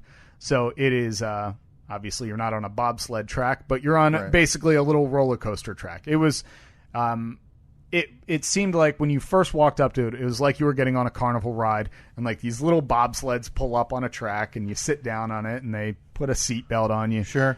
And then you just wait your turn in line, and when they say go, you have the like handlebars in front of you. So if you pull them all the way back, that's a brake. Like towards you is the brake. If you push them all the way forward, that's no brakes. Like you're going to go as fast as you want to go. Okay. So we weren't really expecting much from this at all. And what they did was they linked like each car seats one person. They have buckles so they can buckle them together. So you can link your cars together and go down as a tandem, which is what we wanted to do. So I was in the front car, Annette's in the car behind me. People in front of us go, and then we pull up, and there's a bar in front of you, and she says, okay, when that bar lifts up, you go. All right, cool. So everyone else in front of us, the bar lifts up, they push their handlebars forward, and it slowly creeps because it's basically a little tiny dip, and then it's like a 180-degree turn, and you end up going back the other way. So I'm watching people roll out, and you see them barely creep away, and then I kind of looked over to my left, and I see him barely gaining any speed. Like a scenic ride through the mountains, exactly, right? Exactly. So I'm thinking, okay, that's what it's going to be. Well, then one of the employees comes up to me, and he says, hey, man. And he kind of like whispers it to me, but still doing it so Annette can see what he's doing, so she'll know that we're up to something. Hey, man, you want me and my friend to give you the Olympic push? And I'm like, hell yeah, I want you to give me the Olympic push. Yeah, that's why we're here. Yeah. Well, of course, everything not on the resort comes at a price. Okay, man, no problem, man. Me and my friend, we give you the Olympic push. But I tell you what, because the ride ends at the same place it starts. Because they push you off, you go all through this track down a hill, and then at the bottom, you come around, and there's like basically a lift to pull you back up. Yeah, just like a roller coaster. So the people that you see at the beginning, you see at the end, because the beginning and the end are the same spot. Mm-hmm. Tell you what you need to do, man. You make it worth our while. You give us a couple of dollars so we can get a beer after work. I'm like, hell yeah, man, no problem. For the Olympic push. For the Olympic push, because we had brought like, I don't know, $20 with us or something. Dude, they pushed us so effing fast that I felt like we were doing 100 miles an hour by the time we hit the first curve, which was 15 feet in front of us. And so I said to Annette, I was like, I am not putting the brakes on the entire time. Oh, my God. Well, I had to lean. Like I said, you had to push the handlebars forward. Yeah. But for there to be no tension on it at all, I'm like leaning all the way forward at an uncomfortable angle. Yeah. And we went down this mountain so fast. I don't think I've ever experienced something like that. She's screaming the whole time. I'm laughing. So it's like a roller coaster. It is 100% a roller coaster in the least safe environment whatsoever, because I'm leaning so far forward that there's no tension on the seatbelt that they put on me whatsoever. It's basically dangling. You hit in front of anything, me. you could go flying out. Oh, my God. We hit the end of that thing, like, just screaming down this mountain.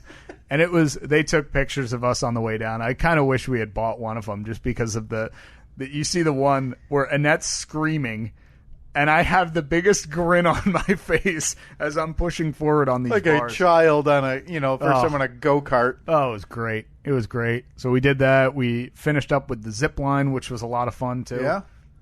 So there was like 6 different point-to-point zip line stations.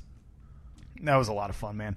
So much fun. And because those are like the legitimate ones where it's not 5 seconds, over a parking lot. A few of them were short. Like a few of them were, there were. I think the longest one was 170 meters, so 500 feet or so. That's a good distance. Yeah, which is a good distance. But then there was also one that was only like, it was like 30 meters or something. Yeah, where you could jump. Yeah, it was basically just to get, we got to get here over to there, and then we'll get on the good one. But worth it. It was, absolutely worth it. Yeah? We actually considered booking another trip. Oh, really? Because if you book while they rope you in, man. Like, if you book now, save 10%. You're a second away from a timeshare at this place. I know. Well, I am going to sign up because they have like the Sandals Club, whatever. So look at you. I know. They're going to be sending you Christmas ornaments every year.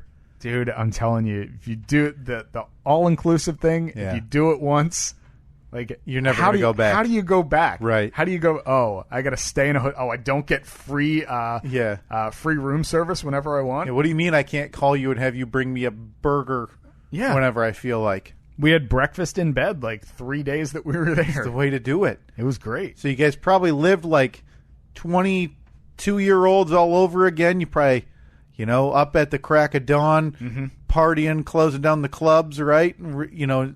Celebrating the young marriage of a young couple, right? Yeah. Well, part of that is true. We were up at the crack of dawn. Were you really? We were up at like 7 o'clock every day. Oh, you're the worst. It's your honeymoon. I can't get out of the... What are you doing? My body will not readjust. I would have to be off from work. I remember for the year that I didn't work in morning radio, when I worked at the NHL, actually it wasn't even a year. It was like 10 or 11 months. It took me probably 3 months to adjust to a normal 8 to 5 work schedule, where I wasn't waking up at 5 a.m. every day, paranoid that I had overslept. I missed it, yeah. So, we'd get up at 7 o'clock. All right. We'd be there. Makes for a long day when you're at the dance clubs. It does make for a long day when you're not at the dance clubs. Oh, when you're not, Steve. Steve, it's your honeymoon. Yeah. You guys should be over with the new DJ Darkness at one of the many nightclubs. There was a DJ. Now, what is the disease? This is a bad start. Sickle cell anemia? Yeah, I was a little confused when one of the DJs was DJ Sickle Cell. That seemed weird. Oh, boy. Not sure like, if is he playing on his illness? I don't know. I mean, wow. Is every DJ named after a disease? Kudos to him. DJ AIDS? Yeah. Like, DJ Cancer. Coming up later tonight, 9 to midnight. Got DJ Chlamydia spinning all the tracks for you. DJ Polio is in the mix. We're going to wheel him on up here around 8:30. His iron lung appointment goes till 8, but he'll be here right after that. Oh, my. DJ stage 4 lung cancer. So we tried our best, man. We stayed out as late as we could. A couple nights we were out like legitimately late, but dude, I just can't do it. And that's the same way. So it was not out of the ordinary. It was like, it's 9:30. Head back to the room. Wow. So you guys were catching Murder, She Wrote and Matlock on TNT yet. We did.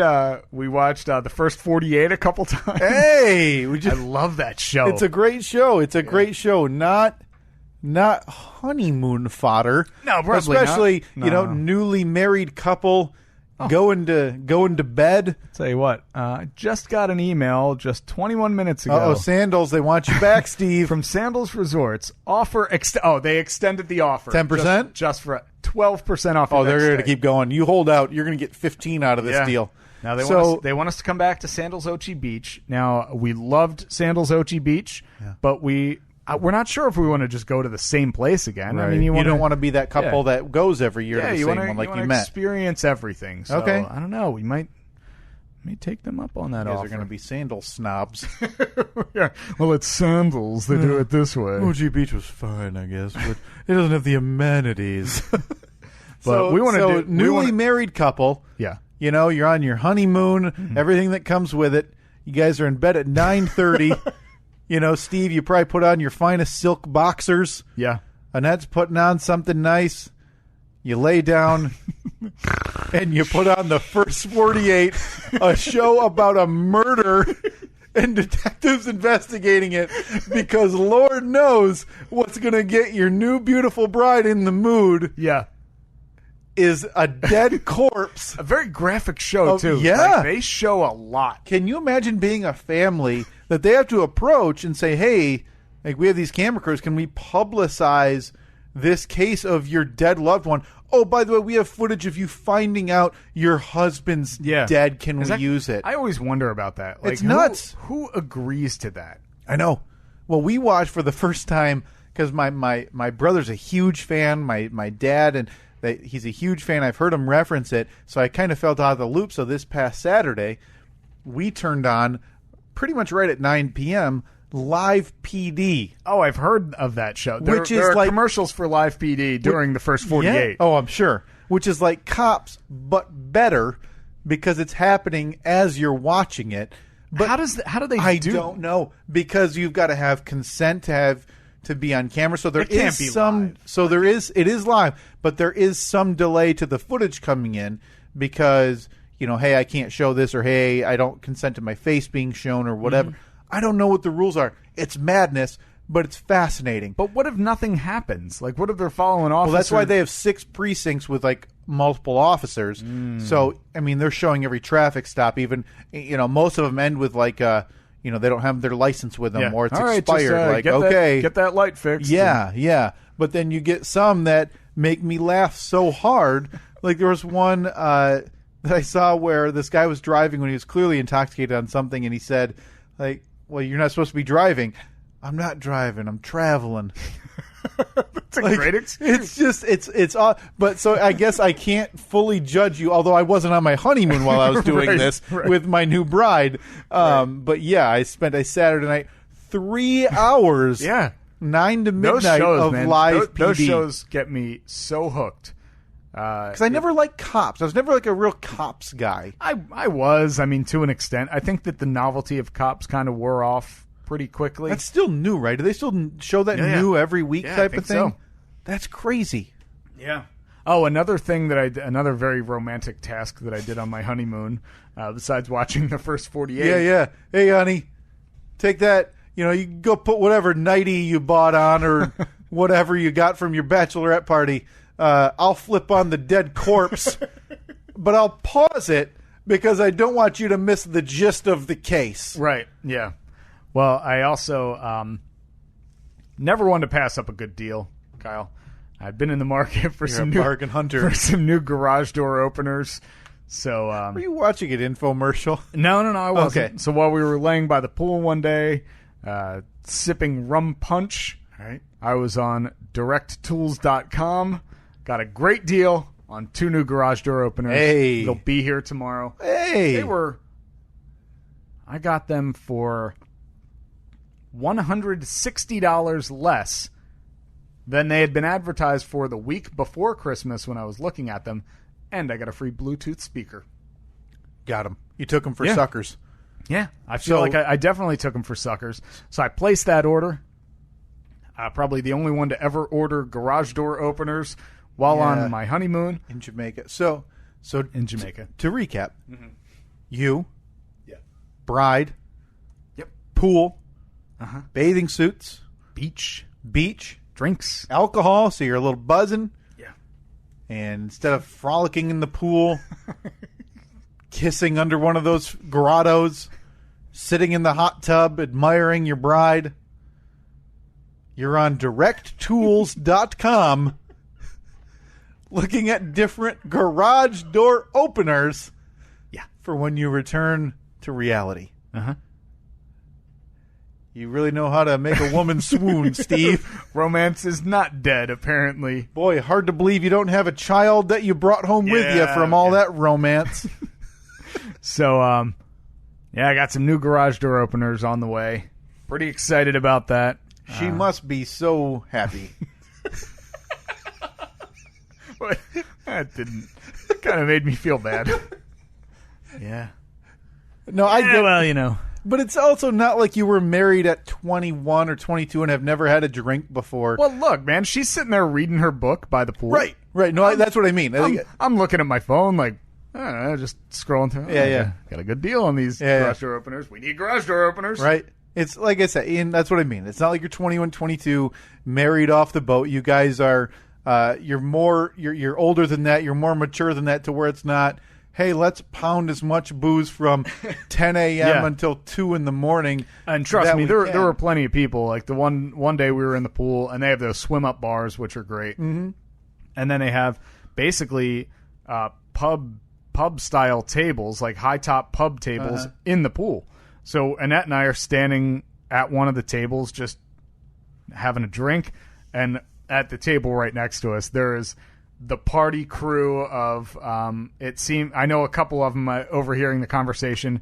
A lot of them were teachers, so they're on their winter break, and you can tell that they're all just in their early to mid-20s at the most. It's just like, woo, shots, yeah, more shots, give me a mojito, give me some of those. It's like, and we're just standing there shaking our heads, and at one point, and it's like, do you just want to go to the other side of the pool so we can get away from them? Right, and that's the difference, right? Yeah, you're going there for the relaxation. It's crazy how 10 years ago, I mean... You may have been that person. Hell yeah. Shots for free at this resort. Well, first of all, there's no chance that I would have been able to go to this place 10 years ago. Exactly. But, yeah, man, it's funny how life happens. Right. You know, how you transition from one phase of your life to another. All jokes aside, it sounds like that's the way I think most adults would do it, and not saying like immature people doing it that way. That's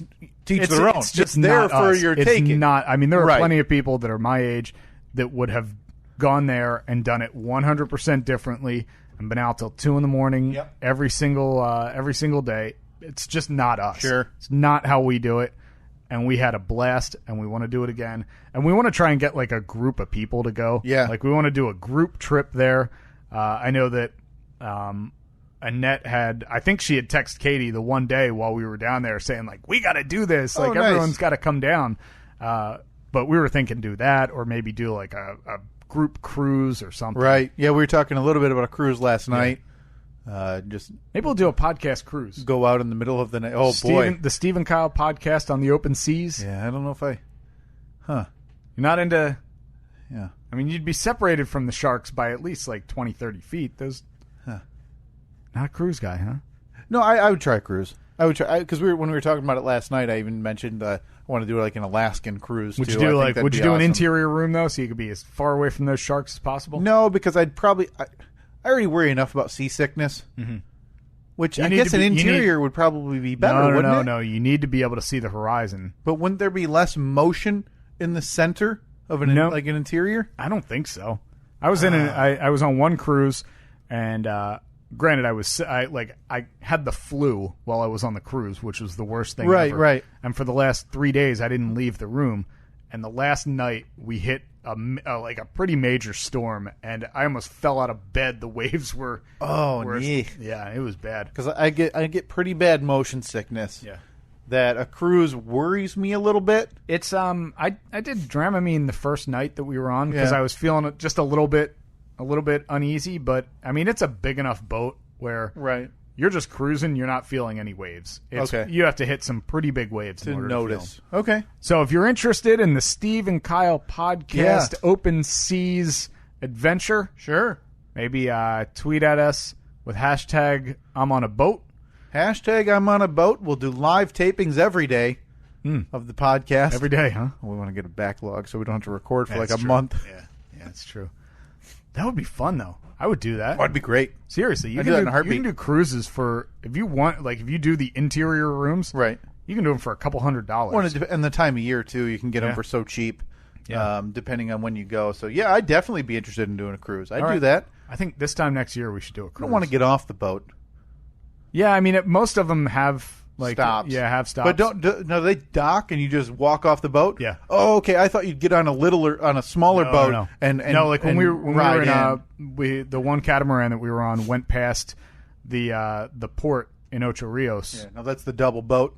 That's the double boat fishing. So you went past Ocho Rios, which obviously is the lesser known brother of the Ochi Beach, which you condescended to a little bit ago, right? Right. Yeah. Of okay. Course. Good. I mean, we looked down on them. Yeah. No, there were two. The one day that we were there were two massive cruise ships. So they pull in, stop. for a few hours. They dock. You're But there that's where- usually for the day. But that's the spots where if you got off would be the areas that you said you saw. I don't know if I'd want to go there. Well, where they were, there was a dolphin cove like right next door, so you can go swim with the dolphins. You know what dolphins are? Mini sharks. Shark bait.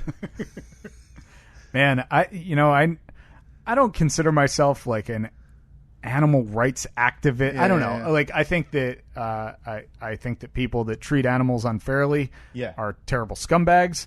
I'm not a hunter, but I'm okay. Sure. I'm perfectly fine with Talked hunters. about it. It's just never something that I got into.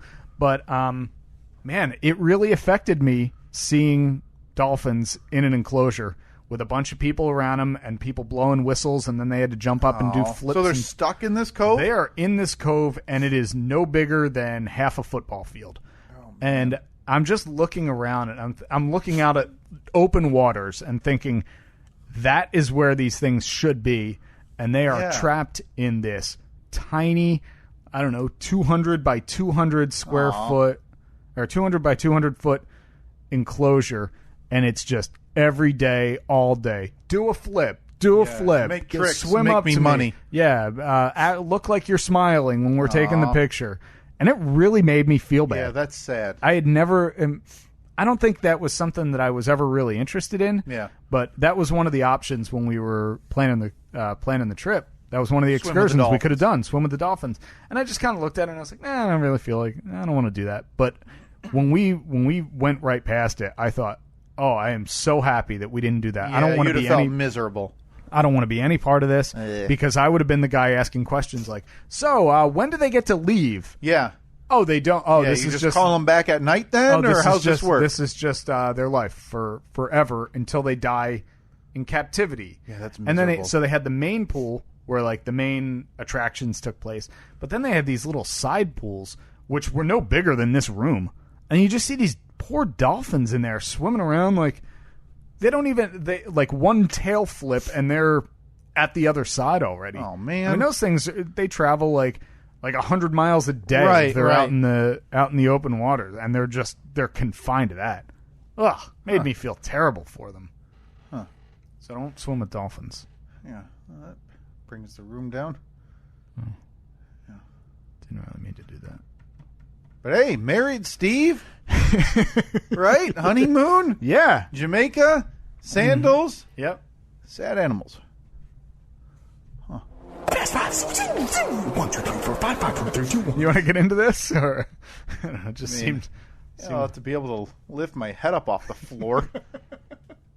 I think you're up first. Yeah. for Okay. Fast I will. Five. I will lead it off. This is our first Fast Five of 2018. of 2018. Yeah. The first Fast Five. Which, by the way, you know what? Next week, I think we need to talk about this. Our friends on Twitter, I think it's at PTR Radio, tweeted at us to join in on their celebrity death pool. Oh yeah, that's right. We didn't. I guess technically, our votes had to be in by now, but Yeah, I think we'll make an exception because they asked us, and we're the bigger of the two. So Yeah. we will. I think we should do that next week. I think should each of us pick 5, or do we want to do like 3 each, or do we want to do 5 as a podcast? I think we have to do it as a podcast. I think we come up with 5. Why don't we each come up with 5, and then we will Combine. Yeah, we'll do like a draft, and we'll pick our 5 strongest. Because I was thinking we do like 3 that you're like, okay, they're old or they're sick or whatever, and then we do 2 dark horses. Yeah, like 2017, Tom Petty would have been a dark Yeah. horse. Granted, the guy was 70 Was he in years his old. 70s? I think he was late 60s, early 70s. But appeared healthy? Still, he would have Touring? been. Yeah, he would have been a dark horse. Well, I'm thinking- Okay, so for next week, our Fast Five will be 5. Why don't we each do 3 old people and 2 dark horses. Yep, and dark horses, they're not going to be regulations. Just, kind of do what you think is right for a dark horse. Somebody that you wouldn't expect. Like if you were to say Barack Obama, he'd be a dark horse. Yeah, exactly. Chances are, seems like he's in very good health. Yeah. And, no signs of deterioration yet. If you want to join in, tweet at us. Hashtag Celebrity Death Pool. Yeah. We'll get. I think it is at PTR Radio. We'll get them involved. They're putting this together, so it'll help them, and it gives us something to kill time with. Yeah, so. exactly. So we'll each next week Fast Five 3 good guesses or 3 logical that would make sense. 3 that they logical, would pass. Yeah, 2 dark horse. That'll be our Fast Five. Yep. All right. So sounds good. Let's get back to this. Fast 5. 1, 2, 3, 4, 5, 5, 4, 3, 2, 1. All right, go. New York Times. Let's see. In the news. Yeah, for the God, what the hell am I trying to say? I don't know, man. I don't know. It's just whatever. Top 10 lists. Top, like anyone, like end of year top 10 lists. Okay. Yeah, they're very BuzzFeed. Yeah. The flu. Anti. Okay, so you're. I want to check what camp you're in. Very anti-flu. I didn't know how to phrase this, but the L.A. to Tokyo flight. Did you hear anything about that? Oh yeah, with the one that who was it? Chrissy Teigen was on. Yeah. So what happened with that? Was they got like halfway there, and then they realized somebody was on the flight that shouldn't have been on there. Yeah, it was like brothers that it was something shared the same weird stuff. Like 2 brothers got on the plane. Yeah. Yeah, that it seems silly that they would turn around. Massive inconvenience. Yeah. And lastly, the Russia investigation. Has much happened with that in the last week? I don't know about much, but it's still in the news in terms of so it kind of ties in with the New York Times, but so Donald Trump had come out and just said, "Oh, this whole thing, it's a bad look for the country." Yeah. Bad, which again, sure is. Yeah, which again brings to then just let them do it and be over with. The more you talk about it, who else?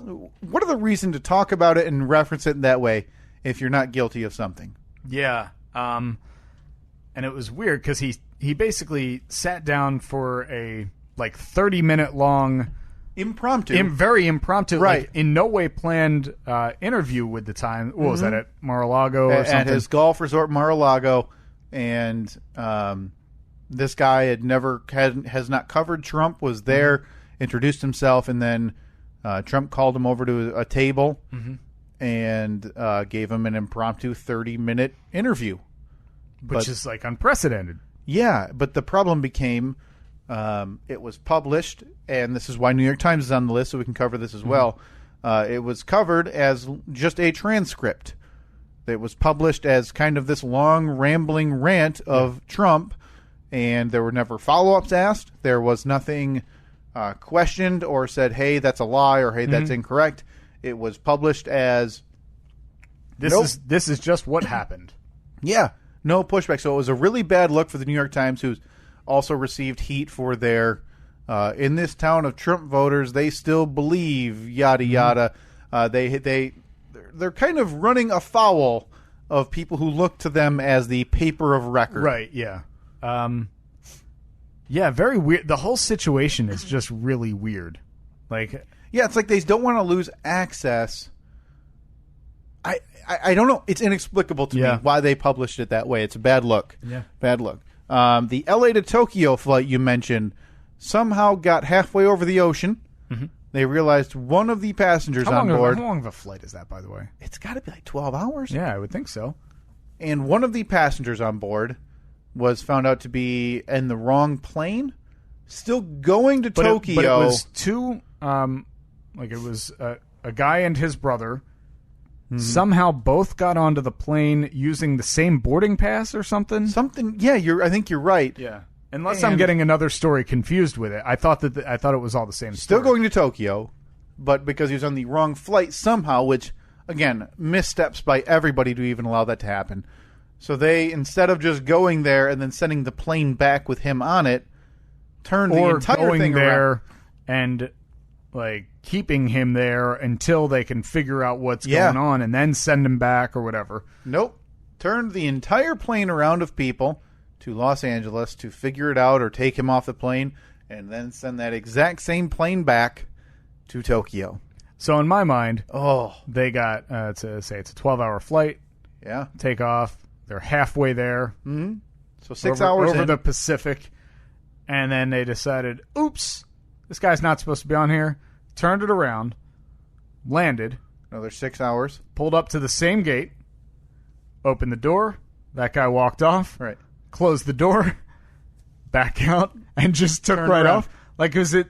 I mean, granted, we've all been on flights where we know that is the one thing that never happens is anything quickly. Yeah. There's never like no problem. Yep. We'll fix that next time. It's, whoa, hold on. Yeah. Everything's got to be shut down. No, we have to stop now, and We need to, for some reason, the person out at the gate has to print off on their dot matrix printer that stack of papers that's 5 inches thick and hand deliver it to the pilot. Right. But not before tearing off the little perforated edges on the Right. side, which the airline industry has to be keeping that company that makes that old-timey paper. the only company in business. probably left who does that. Yeah. Those things, Yeah. get a laser jet or something. Maddeningly out of date. Maddening. Like, get an iPad. Yeah. Have it all on the iPad. Yeah, do it a little differently. Catch up. Can you imagine being on that flight? More than double Man, the time on already a crazy long Ugh. flight. I hate when they come on and say, like, we are fourth in line for... Fourth? Yeah. Fourth in line for takeoff? I won't wait What that are you- long. We're going to be sitting here 6 minutes. No. I want to take off now. Yeah. Can you imagine being halfway into an already insanely long flight, a 12-hour flight, and then you realize, oh, everything we just did, we have to do it all again. Twice. Because Yeah. we got to fly back, let this guy off, then fly back, and then at that point, I'm still only at the halfway point. Yeah, and then you still have 6 hours. Oh, woof. No. Before that, the flu. I was told that cases are up. I think 400% this year. I heard that the flu shot this year is only 10% effective. Do you get a flu shot? I don't. Me either. Katie has now rubbed it in my face the last 4 days, saying, "Going to get a flu shot next year now?" Because you guys both Because got, I've been sick. You both got sick, right? And she was Yeah. over it in like a day. Yep. I am not. I Cold now. since Your wife- December your wife- 27. Your wife who works in the medical industry. She thinks I need to get the flu shot, but we're on day 5. It's fine. You're just going to power through it. Yeah, it's fine. I'm sure it'll turn the corner anytime. You know who didn't have the flu shots? Our ancestors. You're Cavemen. darn right. You know what? That's very true. Yeah. So if she wants to spit in the face of my ancestry, Apparently Why- she hates why are we hates inappropriate? all old people. Yeah, apparently my family's just dead to her because they didn't get the flu vaccine. Before that, year-end top 10 lists. You see about, 1 billion of them the week leading up, and I think they're always meant to get a rise out of top 10 movies, but I'm going to put, a piece of garbage here. I'm going to miss one. Yeah. And See, I'm torn on this because for the side gig for the radio show, it's great. I mean, right. Because it instantly creates controversy and discussion. But yeah, it's I just blank on them so much. Like, the top 5 sporting events, and because without fail, every time no matter what the topic of the list is, you look at it. And everyone's reaction is, "Man, that was this year." Yeah, I thought it was 2 boy. years Woo! ago. What an event! Yeah. Oh, number 6. Man, that was this year? Yeah.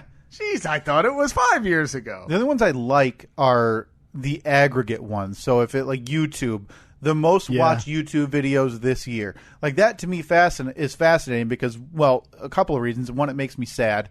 Like, how did this guy with a voice changer shooting a nail gun in his arm get 85 million views? A bear juggling lemons? Yeah, why? That's great. This is cool, but it's also kind of sad that this is the top thing watched. But those are the only ones I really like. Hey, the most read articles on our website, whatever. But yeah, objective or personal these were the best, and this is my list. Yeah. I don't care, man. Yeah. Good for you. Yeah, unless you're an authority on it, you shouldn't make any lists. Right. Just stop. And we talked about the New York Times in the news for that is the wrong reasons a lot lately with dealing with the president. So obviously they're it's referred like nobody's to. minding the store. It's crazy. They've been referred to as the failing New York Times by the president. Yeah. And now they are releasing what is being construed as fluff pieces to the president and the president's voters to get back in their graces. Yeah, which or something. It's weird. It's not going to happen. No. Yeah. So not a great week for the New York Times. All right. Fast five. 1, 2, 3, 4, 5, 5, 4, 3, 2, 1. All right, Kyle. This one's very important. First one, Mariah Carey. Yeah, man. That she sang a song or a couple songs. It's weird too because depending on whose article or whose review you read, she either knocked it out of the park or failed worse than last year. Well, I'm sure she lip synced again. I'll be honest.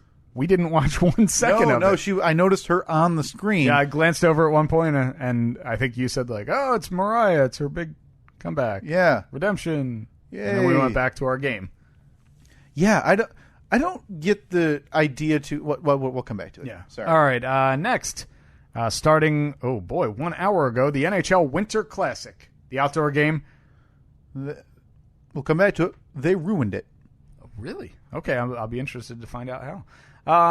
Next on my list, very generic, 2018. Hey, we're here. Hey, we did it. We're here. This is going to be the year. Yeah. Hey, this will be the year. It's going to get better. I can't wait for Twitter and social media to, at the end of this year, have 8 billion memes about me at the start of 2018. Yeah. Me at the end of 2018. And one of them is going to be grosser than the other, Steve. I'll let you decide. Or no one has done this. I'm surely the first person to think about it. The tweet where you say, I've already written 2017 6 times today. Oh, not on your checkbook. No. Okay, next, I'm interested to see what your thought is on this. It's something very near and dear to your heart. Jim Caldwell. Oh, get out of here. Okay. Yeah, glad he's gone. All Good right. riddance. Detroit Lions head coach. Former head coach. Very important to discern that. And fifth on the list is Arctic Blast. I feel like we hear that term a lot now. I wonder if this is just the regular.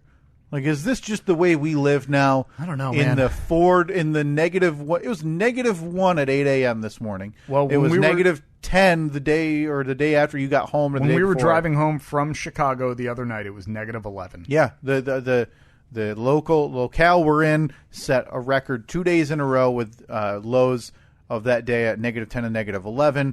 Bummer. So maybe this is just it, Steve. You Maybe think? this is how we live now. It's crazy though how we don't have a few months ago, and I know that there's an explanation for it, but in my mind it's so hard to believe that a couple months ago it was 80-something degrees and it was beautiful and you could go to the beach and nuts stand outside for 5 minutes and you're dripping wet with sweat. Yeah. And that was really made obvious to me, like the differences in temperature when we left. Within a 4-hour period, we had an 85-degree temperature drop because it was 85 when we left Montego Bay on Saturday morning or Saturday afternoon, and when we landed, it was 0. Now, if I know Chicago and if I know flying well, which obviously not nearly as much as you, your scheduled flight time was something like from Chicago to here or whatever. Oh no, you drove. Yeah, we drove. Oh, okay.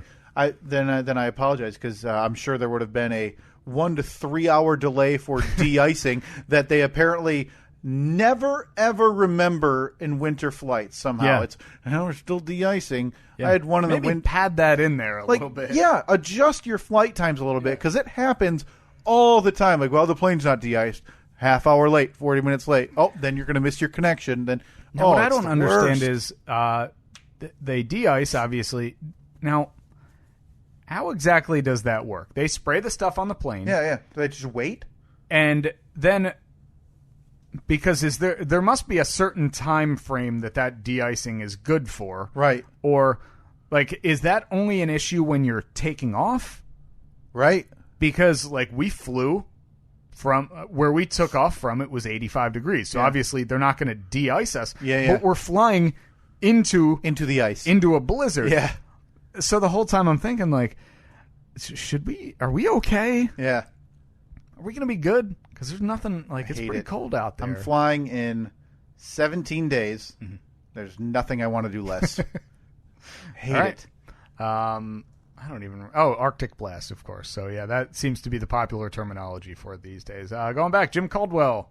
Yeah, former Detroit Lions head coach. You were not a fan. No. Also, the offensive coordinator was fired, too. Was right? he? Good. The greatest name in sports history, Jim Bob Cooter. Maybe it wasn't him. Okay. I might be wrong on that. I thought I saw... Well, none of them are under contract. Who so was the defensive coordinator? Terrell Austin. Man, I'm not sure. I could have sworn I saw an article saying that along with head coach Jim Caldwell, so-and-so is... Pretty safe to say the whole staff or the majority of the staff will be gone. Right. Because anytime you bring in a new coach, they like to bring in their own people. All his guys. Jim Bob Cooter. What a name. The greatest name. Caldwell is seemed by all reasoning, seems like one of the 4 years.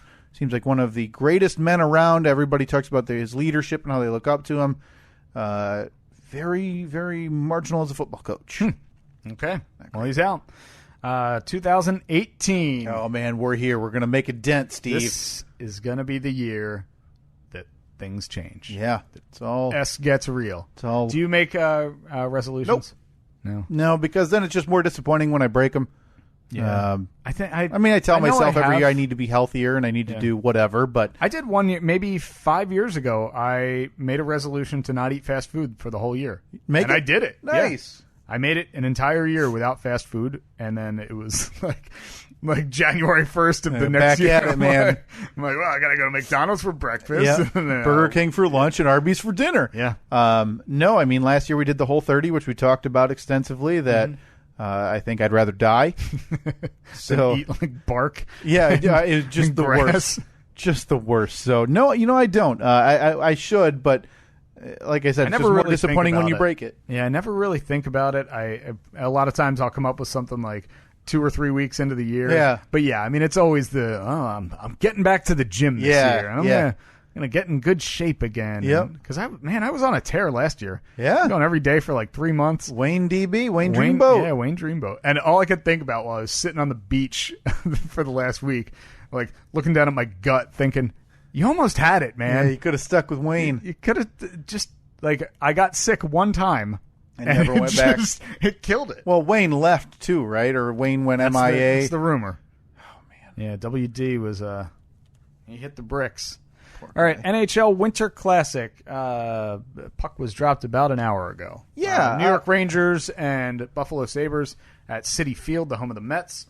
It's neat, but the reason I said that I think they ruined it is because it used to be 1 or 2 games, and now it's a series. Well, it used to be one. It used to be one, but now they do the stadium, a lot. The stadium series. And it doesn't have the same feel, like Thanksgiving football. Well, now the stadium series is over like 4 days, and it's still neat to see the throwback jerseys and the different type of sweaters. I still enjoy it. It's very cool to see, but it's still foreign.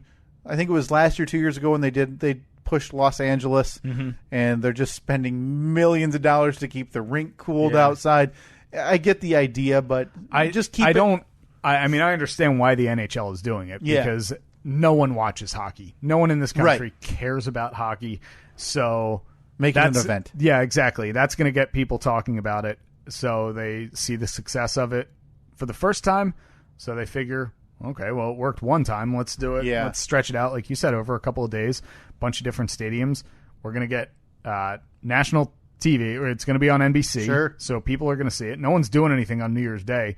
So if they flip on the TV and they say, oh, it's a hockey game and it's snowing out, what's going on? Right. Oh, maybe I'll watch another game. Yeah, the only problem they run into is now with the college football playoff, there's a ton of college bowl games on today right now that they're going to run into. But yeah, I like the idea, but I like Leave it to the NHL to ruin the one good idea they've had in years. Yeah. And finally, Mariah Carey. She had her big redemption last night. Boy, was it. And she sung those songs that she So good. Sung. I heard that she asked for a cup of hot tea halfway through the performance. Oh, I didn't hear that. Because I guess her throat was sore. Well, she is the ultimate diva. Isn't she just so relatable?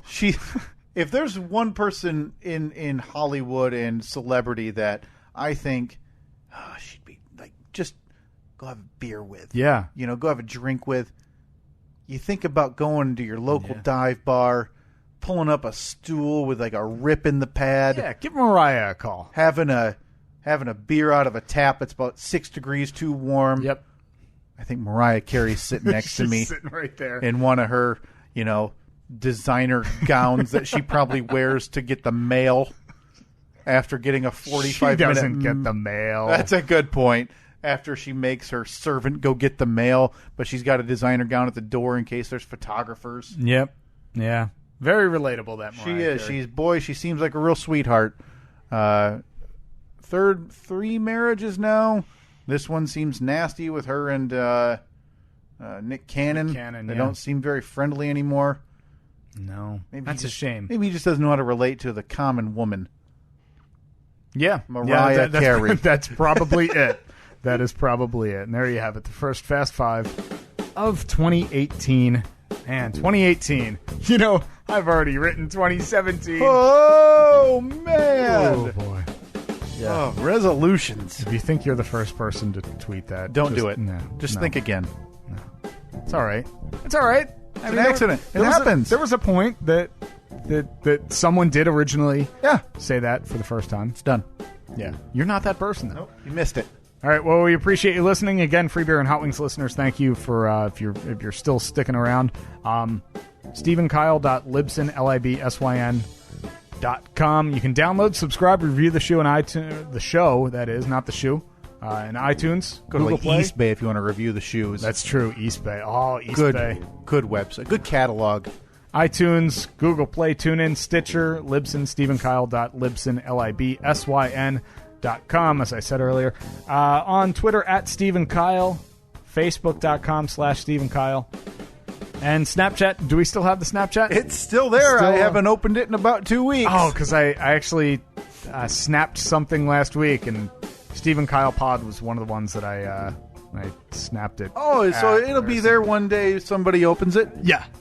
So on Snapchat, Steve and Kyle Pod. Yeah. Appreciate you listening. Thank you for sticking around through the holidays. Hopefully you enjoyed the year in review.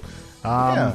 Anybody like like you mentioned, anybody who jumped on board from Free Beer and Hot Wings, thank you very much. Yeah. We know it's we're probably the 2 least liked people ever for the masses, but thank you for giving it a try. Hopefully, if you stick with it, we fully recognize that. Yeah. From what I understand, is it grows on you if you give it a chance. We know it's a little bit different and maybe hard to jump on board with the tangents, but thank you as always. But today, this episode, I am declaring this the official the official beginning of the march to 100 episodes. Whoa, 24 away. Yeah, roughly 20-something. So we got about 6 months. June? Sometime in June, we'll be hitting the 100 mark. So we will be looking at a 2-year anniversary. Celebration we're going to have. We're going to be looking at our 2-year anniversary. 100 episodes, a lot going on this year. Can't wait. Thank you for sticking around and listening to us. Hopefully we'll see you next week. Yeah, next week. Peace.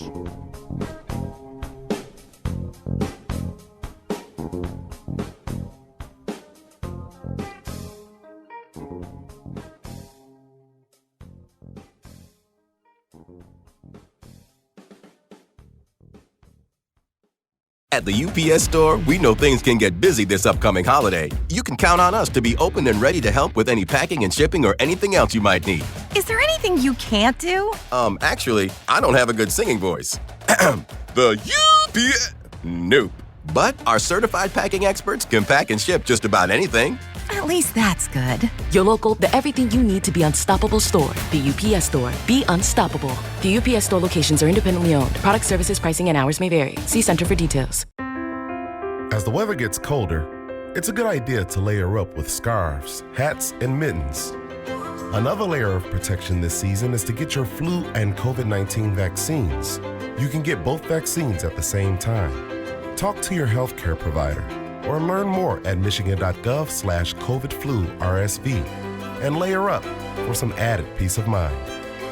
A message from the Michigan Department of Health and Human Services.